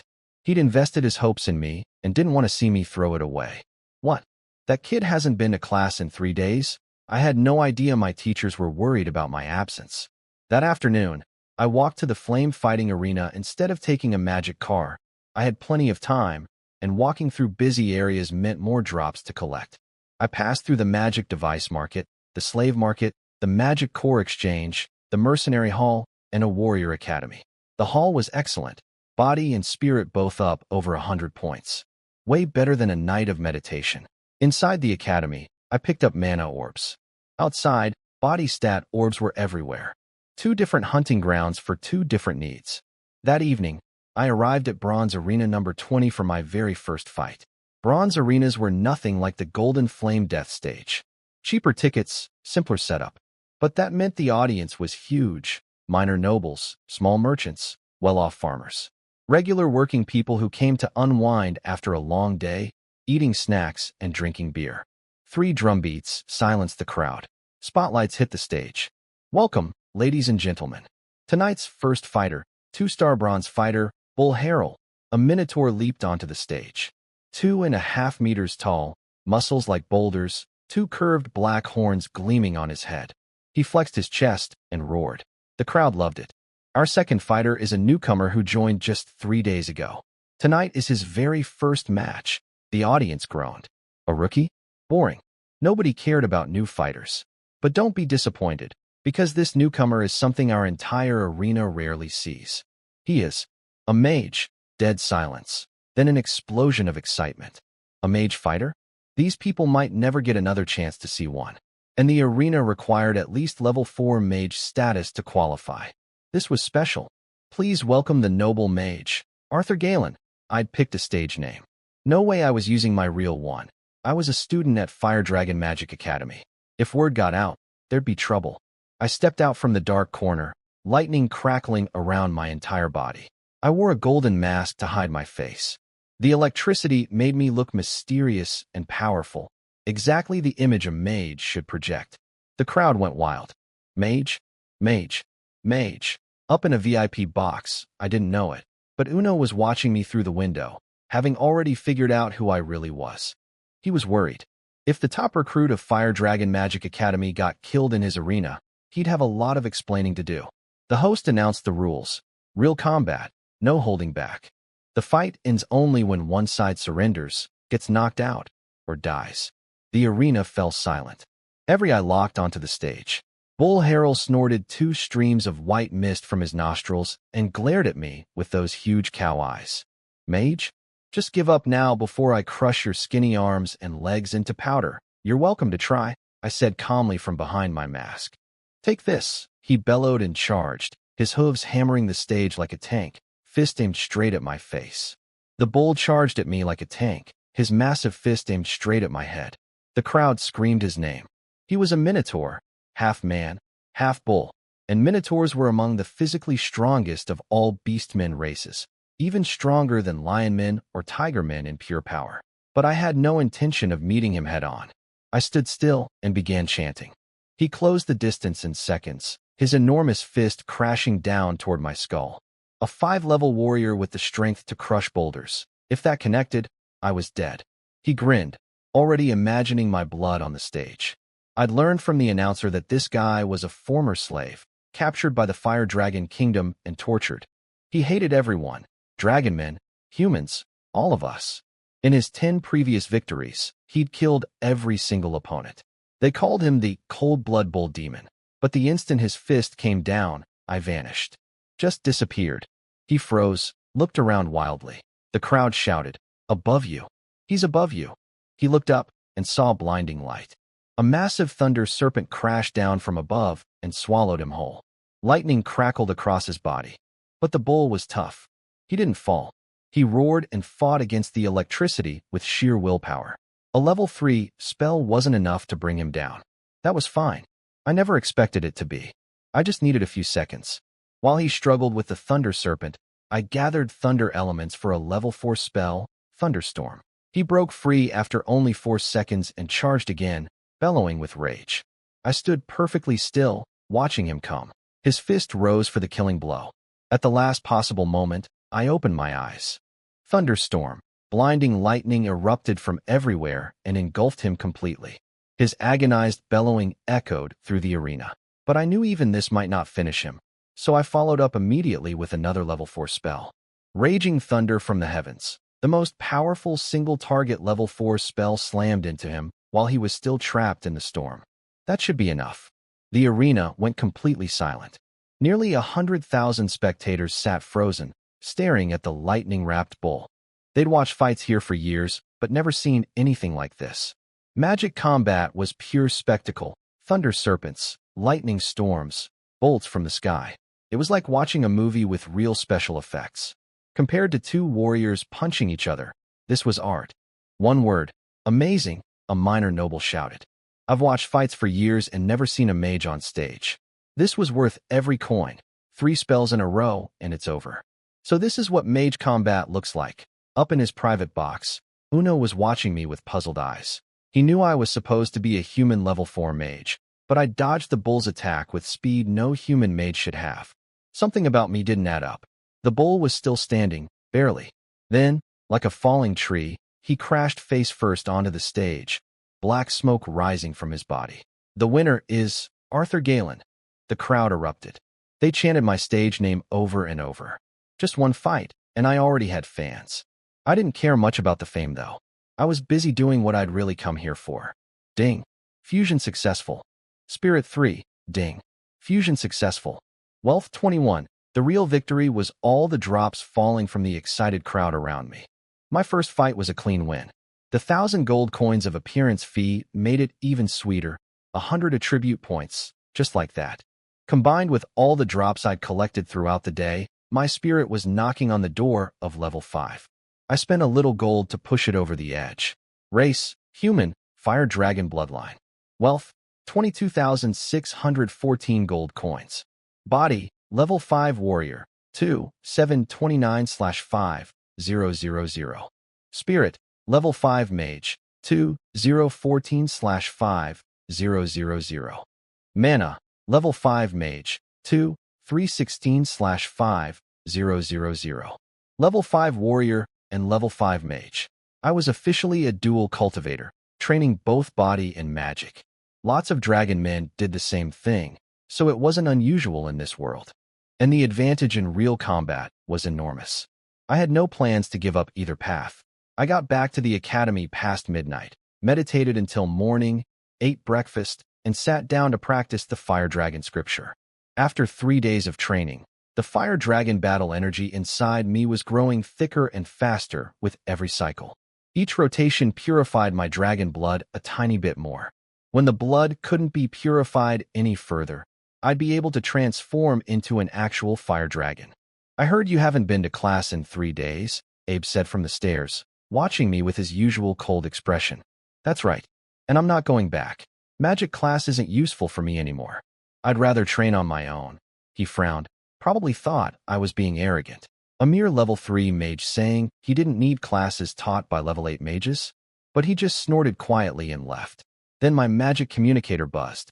It was like a primitive phone. No apps, no internet, just voice communication with a projected face. Jenny's face appeared, looking stern. Minglei, have you been skipping class for 3 days? Yeah. Why? That's truancy. You just started school and you're already cutting class? The academy doesn't require mandatory attendance, right? As long as I pass exams. That rule is for upper year students who've already mastered the basics, she snapped. You're a first year. Director Dirk knows about this, and he's furious. He wants you in his office. Now, she hung up before I could argue. I sighed. Dirk wasn't someone I could ignore. If I blew him off, there'd be consequences. I headed out toward the faculty building. But before I got far, a tall green-skinned dragon man stepped into my path. Lance, the same guy whose nose I'd broken on my first day. Well, if it isn't our great genius Minglei. Where are you off to? His voice dripped with mockery. Want another broken nose? I said flatly. You got lucky last time, he snarled. I've broken through 2 levels since then. I'm a level 5 warrior now. Let's take this to the battle stage and I'll beat you so hard you'll. Level 5? I raised an eyebrow. Going from 3 to 5 in 3 months was genuinely impressive for a dragon man. Interesting. So, do you dare fight me or not? If you're scared, then stay out of my way from now on. I'll fight, I said calmly. But I don't do anything for free. You know what I mean. Fine. You want to bet? 10,000 gold coins if you win. Too low. 100,000. Are you insane? 50,000. Final offer. I pretended to think it over. If you want to humiliate me in public, you should be willing to pay for the privilege. But fine, 50,000 works. If he lost, I'd explain to Dirk later that I was delayed. 50,000 gold coins was 5,000 attribute points. That was worth being a little late. Lance was thrilled when I agreed. He immediately called his friends and told them to spread the word. Within minutes, The entire academy knew. Fatty was sitting in earth magic class when someone told him. Lance challenged Meng Lei to a fight. They're heading to the battle stage right now. That's ridiculous, Fatty scoffed. Lance is trash. Meng Lei would crush him. You're behind on the news, Fatty. Lance took a dragon bone herb. His body's at level 5 now. Fatty's face went white. He knew exactly what dragon bone herb was, an incredibly rare plant that grew on dead dragon skeletons, absorbing the dragon's life essence. It could purify dragon blood and explosively strengthen a dragon man's body, especially anyone below level 6. 4 low-level dragon men. It was a miracle drug. I have to stop this fight. Meng Lei can't win. Fatty bolted out of the classroom. At his height and weight, running was pure torture, but he pushed through. He arrived at the battle stage, gasping and drenched in sweat. A magic barrier was already up over the platform. A teacher stood in the corner as referee. Students packed the area, dragon man nobles, human commoners, upperclassmen, freshmen, all buzzing with excitement. Meng Lei, don't fight him. You can't beat him, Fatty shouted from the crowd. Lance heard it and grinned. Your fat friend knows what's up. Surrender now and save yourself the embarrassment. I flashed Fatty an OK sign and turned back to Lance. Just attack already. I'm in a hurry. I hate that smug look on your face, Lance snarled. Today I'm going to humiliate you in front of everyone. I'll show them all that a low-born human is nothing compared to us dragon men. The dragon man students in the audience cheered him on. Crush the human. Show him dragon man power. The referee teacher frowned but stayed quiet. In this empire, dragon men looking down on humans was just how things were. Then show me, I said with a calm smile. I'm waiting. Lance roared and launched himself into the air, fist raised high, crashing down toward me with everything he had. His eyes were wild with excitement. He'd been waiting months for this revenge. But while he was midair, lost in his fantasies of breaking my bones and smashing my teeth, I raised my hand and spoke 2 words. Thunder Serpent. A 5-meter lightning snake materialized instantly and swallowed him whole. The crowd gasped. Was that instant casting? A level 3 spell? As a level 5 mage, I could instant cast anything up to level 3. Before that, I'd been peppering him with instant cast level 2 Thunder Snake Dance. Dozens of electric serpents that crawled across his body. They couldn't really hurt him through his toughened dragon man skin, but they stung his pride something fierce. Now the real Thunder Serpent had him completely engulfed in crackling lightning, and I hadn't even broken a sweat. The referee teacher shot to his feet. Instant cast level 3 magic. That requires at least a level 7 mage. How is a first-year student doing this? The crowd was in shock too. Senior students who were about to graduate couldn't do what I'd just done. The whispers spread like wildfire. Did he even chant? No. That was instant. A first-year kid can do something I can't after 6 years here. Lance was trapped inside the Thunder Serpent, electricity paralyzing every muscle. He couldn't move, couldn't speak, couldn't even scream. Compared to Bull Harrell at the arena, Lance was nothing. Same level 5 body, but way less combat experience. You're far weaker than the bull, I said casually, watching him twitch. Meng Lei, hit him with the finishing blow. Don't give him a chance, Fatty screamed from below. No rush, I said. When the Thunder Serpent's effect faded, Lance broke free and lunged at me, snarling with rage. I hit him with another Thunder Serpent. He froze again. He broke free. Another Thunder Serpent. Frozen again. Over and over and over. People started to understand what I was doing. I wasn't finishing him off because I didn't want to.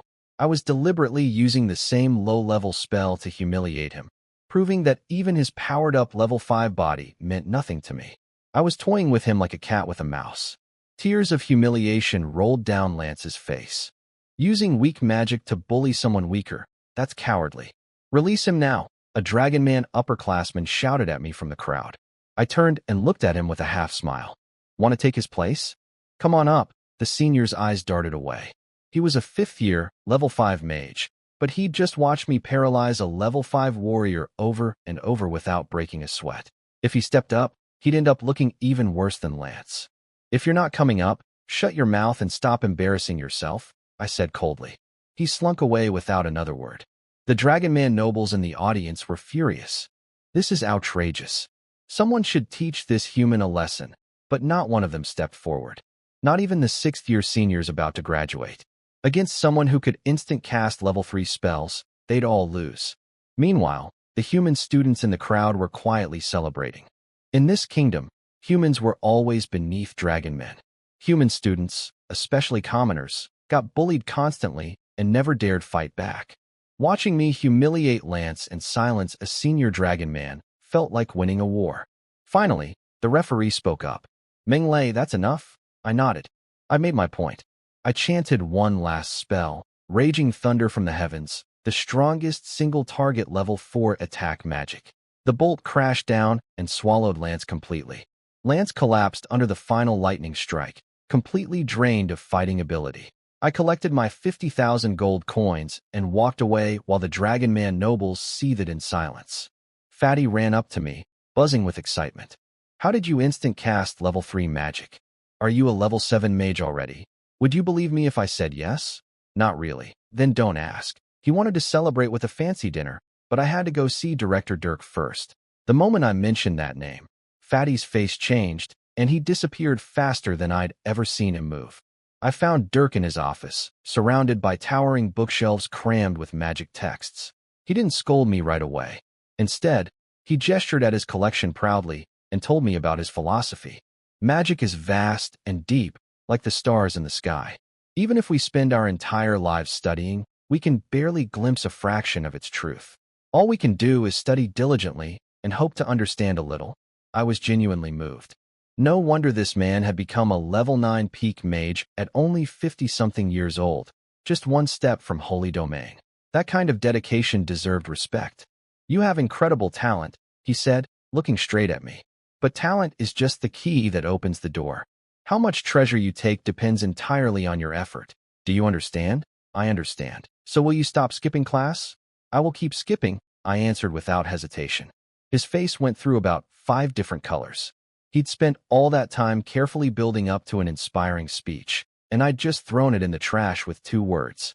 He was pointing at me, shaking with anger, when the office door swung open. The referee teacher from the battle stage rushed in, beaming. "Director Dirk." "Congratulations." He spotted me and grinned even wider. "Ah, Menglei is here too. You must be praising him, Director. Well deserved. He just instant cast level 3 magic on the battle stage and crushed that Dragon Man Lance without breaking a sweat." Dirk's anger evaporated into confusion. "What?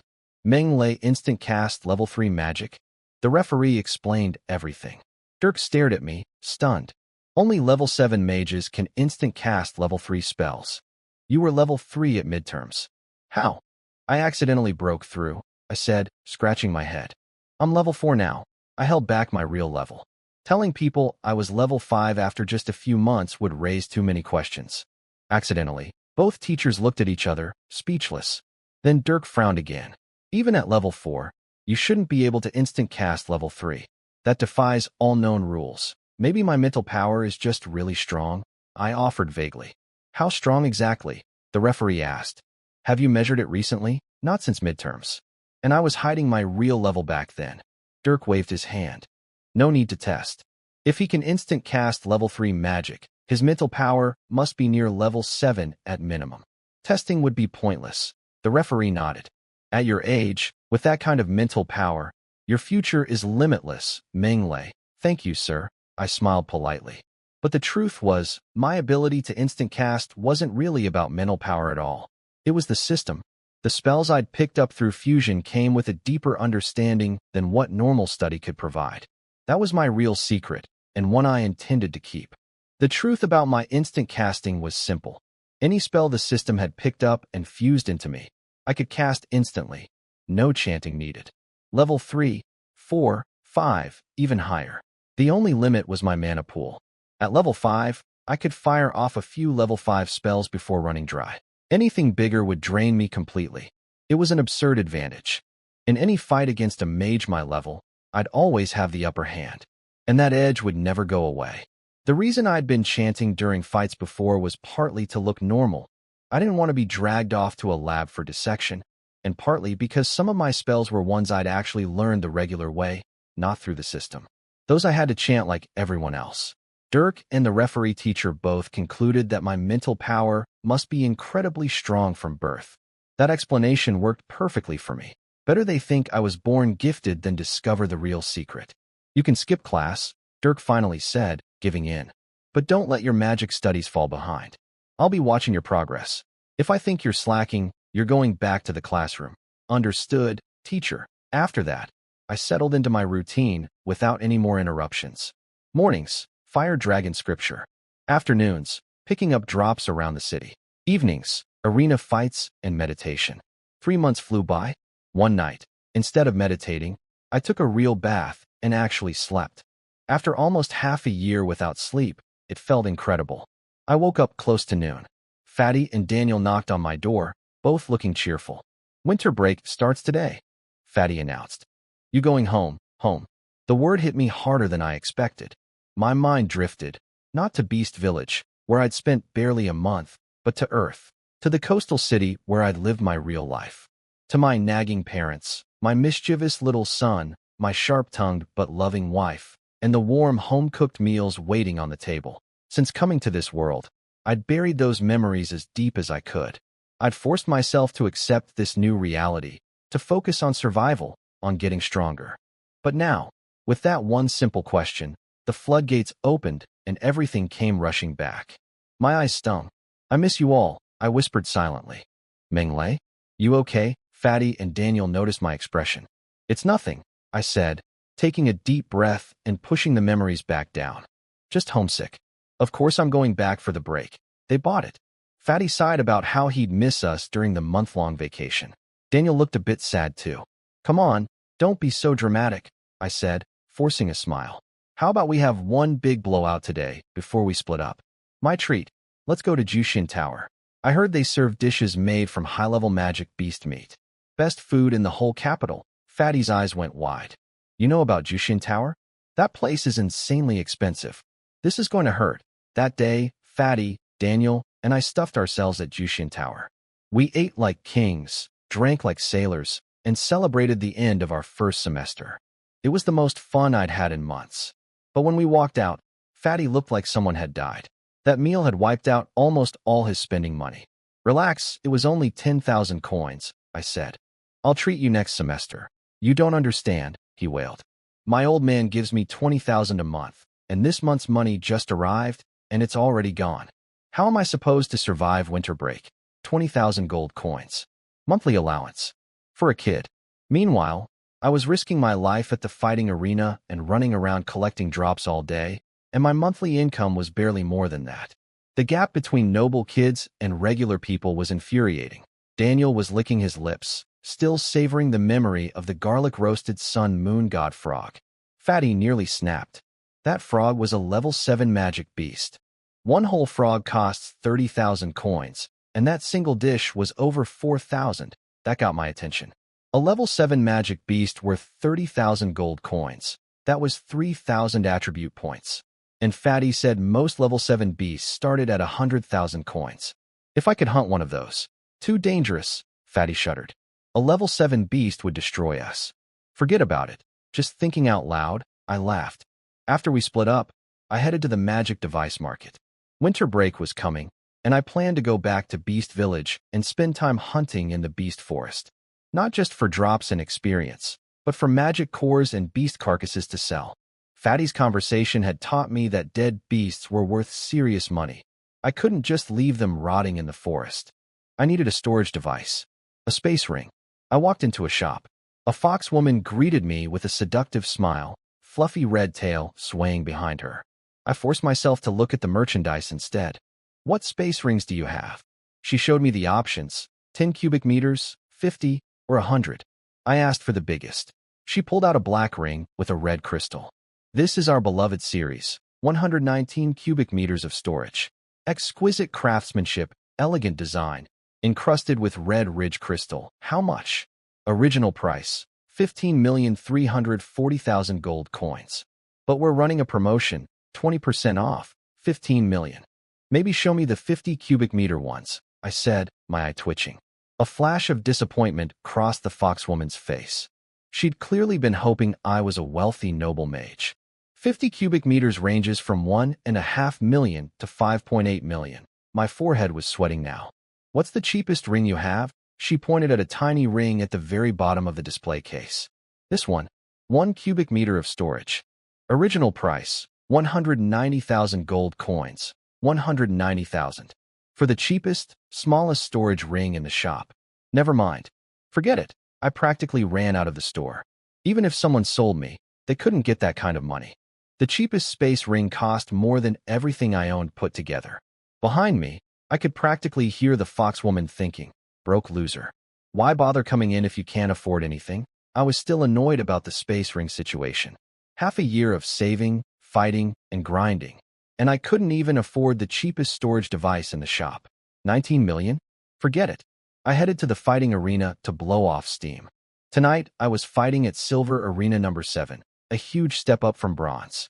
The audience here was pure upper class. Dragonman nobles dripping with jewelry, fat lords, glamorous noblewomen. Silver arenas were where the elite came to play. The Swan Woman host appeared under the spotlights. Tonight's first fighter, 2-star silver fighter, the Flame Tiger Fire Demon, Alec Benet. 192 career fights, 98 wins, 32 draws, 62 losses, 19 knockouts. The crowd cheered. He was an experienced veteran. Then she announced me, or rather my stage name. And his opponent, the Thunder God. The arena exploded. More than half the audience was screaming my name. Noble women were blushing and shrieking. In just a few months of fighting, I'd built up an insane following. Being a mage fighter was rare, and my flashy lightning attacks made every match a spectacle. Thunder God, I love you. Be my 18th boy toy. I'll take care of you. The Flame Tiger was furious. Nearly 200 fights of career experience. And this newcomer had more fans than him? I'll crush you and show everyone they chose wrong. He roared, his whole body erupting in red flames. He looked like a living bonfire. He charged at me like a streak of fire. 20 meters in a blink. I pointed one finger and shot a bolt of lightning straight through his flame shield, burning a black spot on his skin. He flinched, just for a split second. That was all I needed. I unleashed raging thunder from the heavens, level 4 magic. Multiple thick bolts crashed down onto him from above. But I wasn't done. I chanted rapidly, pulling thunder elements from 100 meters in every direction. They assembled into 10 enormous thunder serpents, each 30 meters long, thick as barrels. The audience went absolutely insane. The arena was lit up like daylight. This was the moment they lived for. Level 6 magic, thunder serpent dance. I slammed both palms on the ground. All 10 serpents dove down one after another, swallowing the flame tiger and covering the entire stage in crackling lightning. I turned my back on him and waved to the screaming crowd. It was over. When the electricity finally cleared, the flame tiger was lying on the stage, clothes burned to ash, body charred black, completely unconscious. Not a pretty sight. Ding. Dropped item detected. Pick up. Ding. Fusion successful. Congratulations, host has acquired Flame Demon Bloodline, another bloodline. This arena really was the gift that kept on giving. I had no idea what in Flame Demon was. I'd spent the last 6 months focused entirely on getting stronger, barely reading anything outside of thunder and earth magic. When it came to magical creatures, history, or geography, I was completely clueless. So I called Fatty on the magic communicator. What do you know about flame demons? I asked over the arena noise. Flame demons? Why are you asking about that? He paused, then launched into full professor mode. To understand flame demons, you need to know about the 5 great ages of the Sky Dome continent. I knew the basics. The Elf Age, the Titan Age, the Beastman Age, the Dragon Age, and the current era where 4 races shared power. Each age had its rulers who dominated the continent until the next group rose up and replaced them. So here's the thing, Fatty said. Most people think the Titan Age ended the Elf Age. Wrong. It was the Flame Demons. He told me the story. During the Elf Age, the continent was a paradise, 90% covered in beautiful forests. Elegant elves walked through the woods. White unicorns played by lakes. Tree spirits danced in gardens. Then the Flame Demons appeared. Nobody knew where they came from. Maybe this world. Maybe somewhere else entirely.